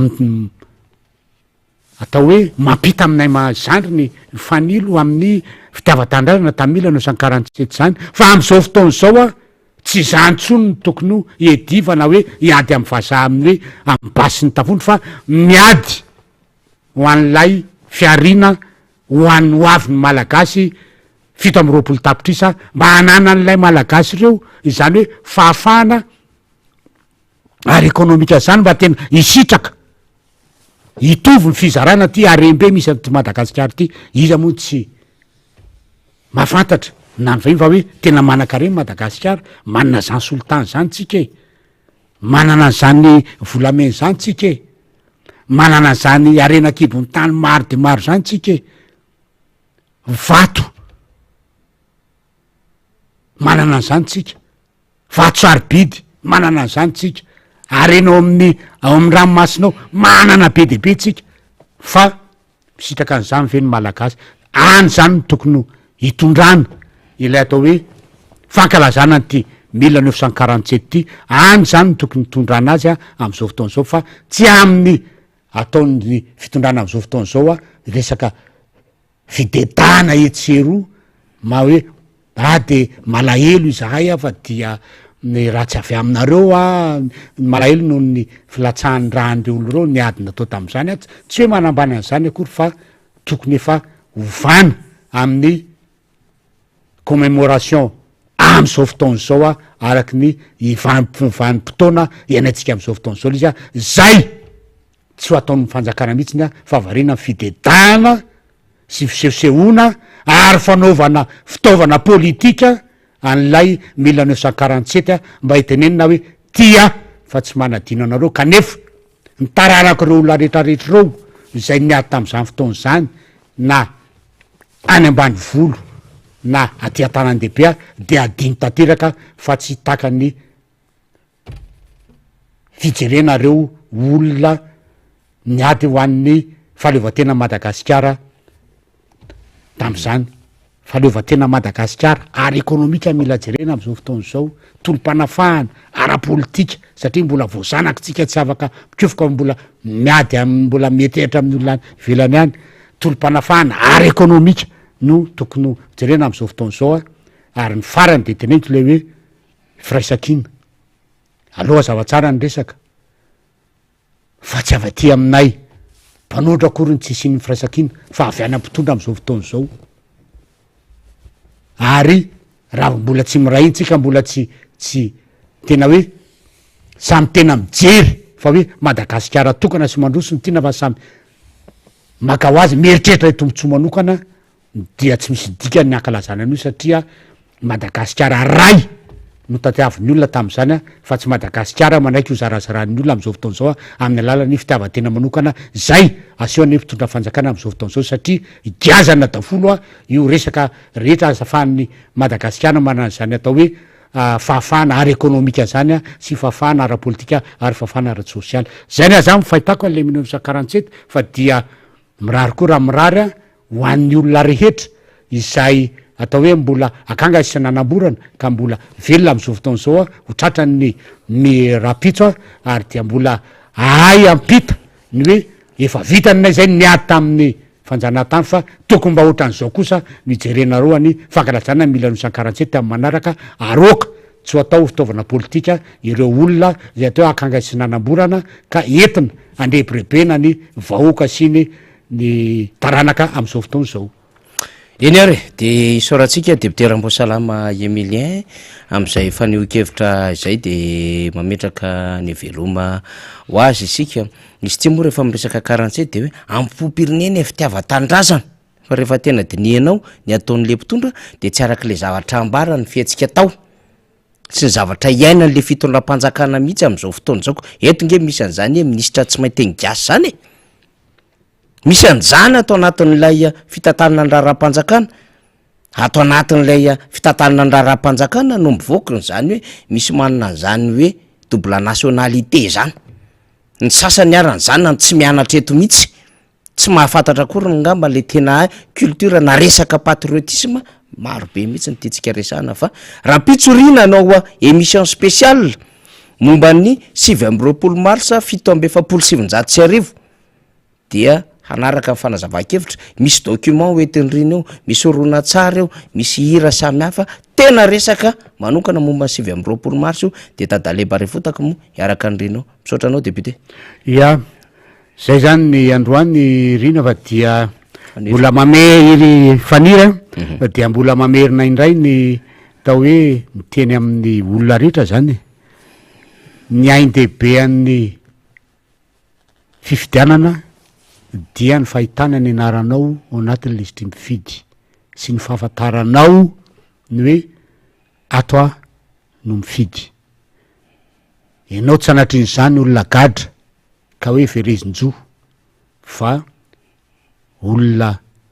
manana ny zoanao ifidy ianao manana ny zoanao anovany tantarany ty Madagasikara ty ianao ary manana andraikitra lehibe ianao amin'ny fampandrosoana ty Madagasikara ty de eto zany de manetana tongava makany amin'ny fokotany vety daholo zay olona rehetra mbola tsy navitan'izany adidy masina zany anao an'izany fa sao dia sanatriny avy aminao no hitondrany sehony loza sy ny atambo ka ampaharendrika ny ty Madagasikara ty mino anefa fa ny olona rehetra zay menao am'izao fotoana zao dia olona manatanteraka tsara ny toromarika amin'ny folomarika Ravalomanana de mintsy matoky fa anatanteraka n'izany toromarika izany nareo satria nareo olona discipliné olona mpanatanteraka ny toromarika menanareo toromarika tsara fa sy toromarika makany toromarika tsy mandeha am'izay loany fa toromarika tsara satria toromarika ho an'ny anasoan'ny firenena no menanareo mba hahafahana mametraka ny olona ty tsika afaka anavitra amin'ny firenena ampiala amin'ny Madagasikara am'izao tena fahoriana tsy roa matany mahazo malagasy zao dia vitatreto ny androany aloha dia amin'ny enanao toy zao raha ohatra ka sitrapon'Andriamanitra dia amin'ny heriny anao toy zao ndray tsika miona eto amin'ny fandarina miara-manonjy tya dia manao veloma madinidinika sy masinina fatipatenana ho atsika jiaby veloma tompoko iny moa lay afatry tompoko la modeste Andriamampio iny taloha amin'ny TVN le mahafinaritra foana no meno azy rehefa avy manao présentation na journal le veloma madinidinika masina fatipatenana raha mandreny be teo amin'ny tontolo ny asa fanaovana gazety zany resaka zany de matsiary manokana sy ny fianakaviantsika am'izany de isaorina député Ramboasalama Emilien niaraka tamintsika nandritrin'izay adiny vitsivitsy zay fa zava-dehibe mihitsy zavatra nambarana tamintsika teo indrindra hoy ho an'ny fitandrona ny filaminana indrindra ny zandary zany tsika tsy manana olana am'ireo ary tsy manangana fahavalo fa eo am'le fiatsika mapomba zany mba hangatahantsika hoe somary mba mandeha ny lalina am'izay ary mandehana lavidavitra fa raha mifeho eny anivon'ny fiarahamonina am'izao fahoriana zao efa te hanovana le malagasy ary zay mihitsy le mbola fanamafisako ny afatry député Ramboasalama Emilien teo ny aminy hoe sao de avy aminao le tsy ao anatiny le lisy mpifidianana ka tsy efa ny adidinao ity tsy isy tsony an'le hoe ndeo ary de ho any amin'ny tribonaly de isoratra anarana sy sisa tsisy ohatran'izany tsony ty ka sao de le tsy vitsinao tsy fidiranao ao anatin'ny listy mifidy no mety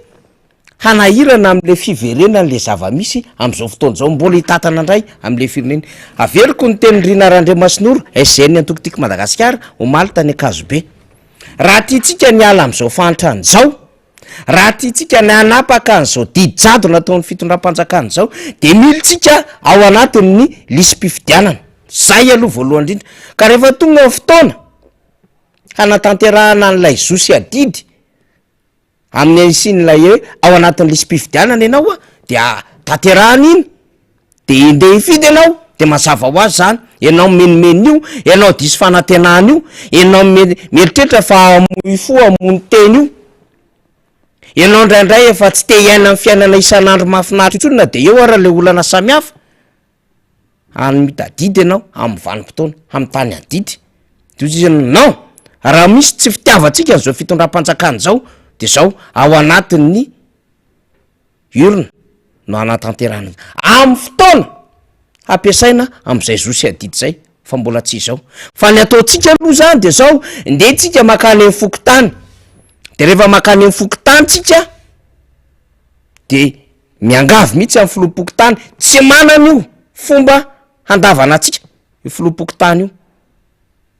satria lalàna no manery azy hanoratra ny anarany olom-pirenena ao anatin'ny lisym-pifidianana hatramy faraka amin'ny 30 ny volana May 2024 ty dikan'izay tsy maintsy soratany eo ny anaran'ny olom-pirenena zay ngely izy tsy vita aty amin'ny radio tsy vita ny conférence de presse fa ho an'ny Antokotiko Madagasikara tarihan'ny Filoha Marc Ravalomanana miaraka amin'ny birao politika ny solombavam-bahoaka de hoe ndao anatona vahoaka ka na aiza misy vahoaka indrindra any am'izay toerana zay verina fa ahafahandreo olom-pirenena mandray ny afatra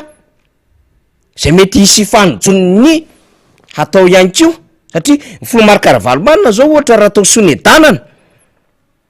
de tena nisy ny azakazaka mihitsy monsieur le président afianao azafady mba jerevinao fahorinay sy ny fahantranay io zao le taretranay miantony eto fotsiny tsisy mividy tsisy patron mividy taretranay de lasa tokoa ny Filoha Marc Ravalomanana ndao ary fejery an'izany fa hoany inona ny olona tsisy tsy manam-bola ny olona taretrane zany lay anaovana tady taretrane zany de izy ny Filoha Marc Ravalomanana hoe tsy hitako aloha hatreto zay fomba ampiasana azy fa zao mba hitondra ny anjara biriky koa de hividy taretra aminareo mba participation ako zany de mividy ny Filoha Marc Ravalomanana fa le vokatra tsy mivoaka tsony satria tsy miodina ho a le tontolo ara-toekarena de malahelo ny tatsava hoe président tsisy mandeha tsony angety nofinofo sisa ny fikirakirainay vola tamin'ny andronao sady tsara ny tsena miodina tsara ny vola zay afaka mamboly mamokatra afaka miopo zay fa am'izao fotoana zao fitaitaina andava ary vola tsy miodina araka ny tokony ho izy le izy de zay ianao le mitarainy zay zany mila arahanasy zay hoe nde ary afa hisoratra anarina ao anatin'ny lisym-pifidianana de io zany resahana amitsika matetika zay isika ho azy mare an'ity fandaharany ity de zao ny zavatra ataotsika jerevy ny contact atsika eo anatin'ny telefona na fianakaviana io na namana mety tsy afaka mihetsika tsika eto Antananarivo de atsovo ny namatsika any amin'ny province any amin'ny distrika samy hafa any efa nisoratra anarana ve nareo raha mbola tsy misoratra nareo ndana misoratra anarana raha mahavita contact 10 na enitsika fa zava-dehibe zany na mety ho 10 aza vo mainka tsara ao anatin'ny ray andro ka raha misy olona 10 ray alina mahavita an'izay efa miakatrainga an'io ao anatin'ny lisym-pifidianana mba manaitra ny hafa zany ianao ho tonga saina fa tena zava-dehibe mihitsy ny fisoratana anarana anatin'ny lisym-pifidianana na aiza na aiza misy anao manasalamba ianao de anontany io ny olona akaikinao hoe fa nisoratra anarana ve mihinana dite sy mofo ianao de anontany io na kafe sy mofo efa nisoratra anarana ve mividy legioma eny an-tsena ianao de anontany io mpivarotra voanjobory mpivarotra anana mpivarotra koa mpivarotra trondro efa nisoratra anarana ve fa important be zany fisoratana anarana zany misy fianakavianao any Vondroza mbola andefa mivavao any Vondroza sy foibe efa ao le izy meny namana mahafinaritra be zay de ho alefa koa le izy rehefa aveo fa kokoa anazy aloha de kokoa français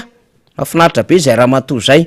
any boribory tany fahadimy misy azy fa anisan'ny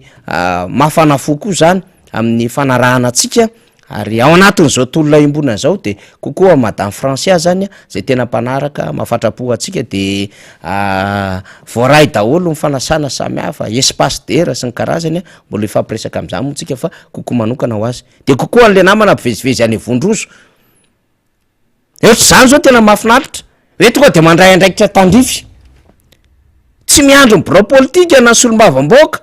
na nkoatsan'ny atoko politika ty mitsika manao fanetanana fa tonga de mahafantatritsika hoe za ty manao mission arakasa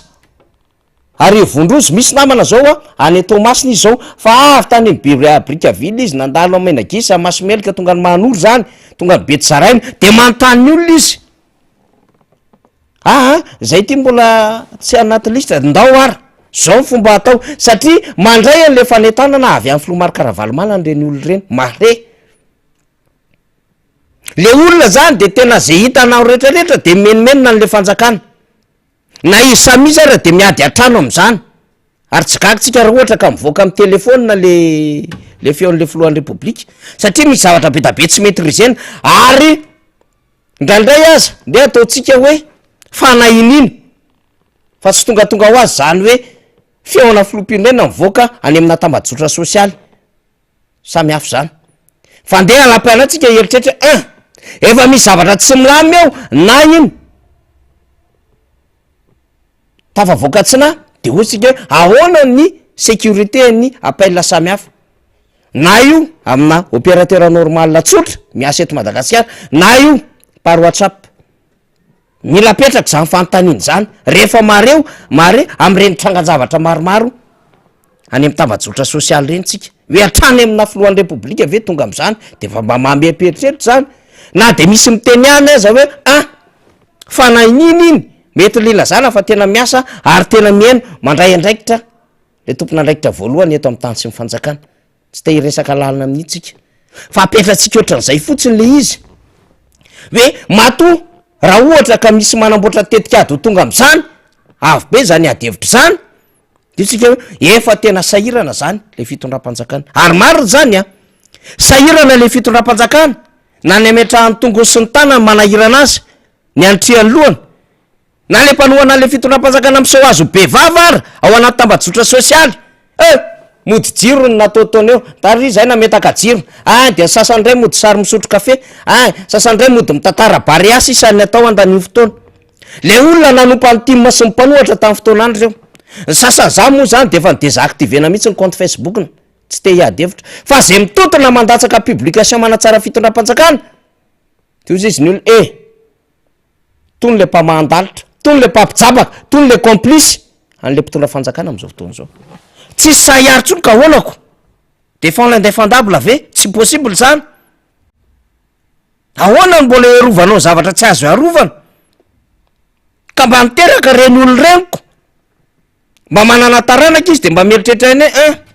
raha toy izany ty 5,000 ariary ny kilao amin'ny vary raha toy izany ty lafo Madagasikara ary misy fa niokevitra nanamana zay tsy napoziko mihitsy petsaka be le phénomène napelaka eto an-tanàna zay tsy fahita atao anatin'ny 10 taona petsaka le phénomène napelaka anjaranao mieritreritra fa maninony zany manjaka fa maninony zany mahazivahana satria zany andraikitry ny fitondram-panjakana ny tokony andamy mahandrindra amin'ny fiarahamonina tsy ho tonga am'zany zay nge le hoe ampopirenena sy fitiavan-tanindrazany misakana ny tsy hahafahanyireo endrika fanitsakitsahana fandrobana fanaovana tsinitsinina anty Madagasikara ty sy malagasy ka raha tena piarina le ampopirenena sy fitiavan-tanindrazana tsy ohatran'izao le zava-misy tsy avelan'ny karana no anangona ny tany rehetrarehetra eto de anao zay tiany atao na ny vazaha taratasy na ny sinoa tsisy fahakahalatsika an'izy ireo fa misy kosa fanaovana tsinitsinina n'le malagasy sy ireo malagasy miraitsykombakomba am'ireo olona reo ahoana nanakenao zany 100 hectara lasana olona ray na roa tsy nanajary ny tany tsy nanao inona izy be da be ny kahany zany mbola ao ohatra misy malagasy mitarainy ery ambody sy arivo ery kokoa anareo any Brickaville any mbola misy mitaraina be mihitsy any amina tsy fantatra be hektara le tany. Betsaka ny zavatra fahalovana sy fahampitena sy ny fanjakazakana ataon'ny vahiny sy ireo demanty, zay ny fomba fiteny azy. Zany hoe reo olona malagasy vitsivitsy ampiasain'ireo tady akany ty Madagasikara ty, de mitatakolaka fotsiny sisa le malagasy tompony mangatakatana. Na rainjera tsy mba hananana, za tsy teny hoe ray ty fa na rainjera tsy hananan'le malagasy kory ny am'le taniny. De mianjo fitserana amin'ny Facebook sisa de anaovana récupération politique any sasany.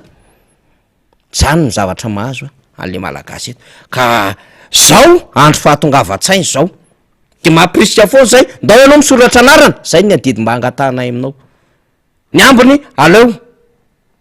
ho an'ny mpanao politika tonga saina hanavitra an'ty Madagasikara ty. Fa raha efa ohatran'izao ny fahavoazantsika, moza le olona niona taminay zay omaly sanatry indresaka kosa. Fa tena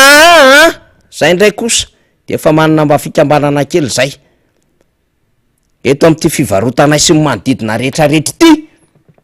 fa fantatray ny olona hametrahana ny safidinay ary tsy mamerina ny reto fitondrany reto, de tena mba faly ianao menao an'izany. Fa soratra anarina ve nareo draisa efa foviana zay matahotra zay tsy afaka mametsika zao sisa ny hafahanay mba velona mba azotsika sary atsaina am'izany. Etsy mivarotra composé, etsy mivarotra poma, etsy mivarotra paratsy, eto mivarotra katsaka, eto mivarotra lamba kely sy ny sisa.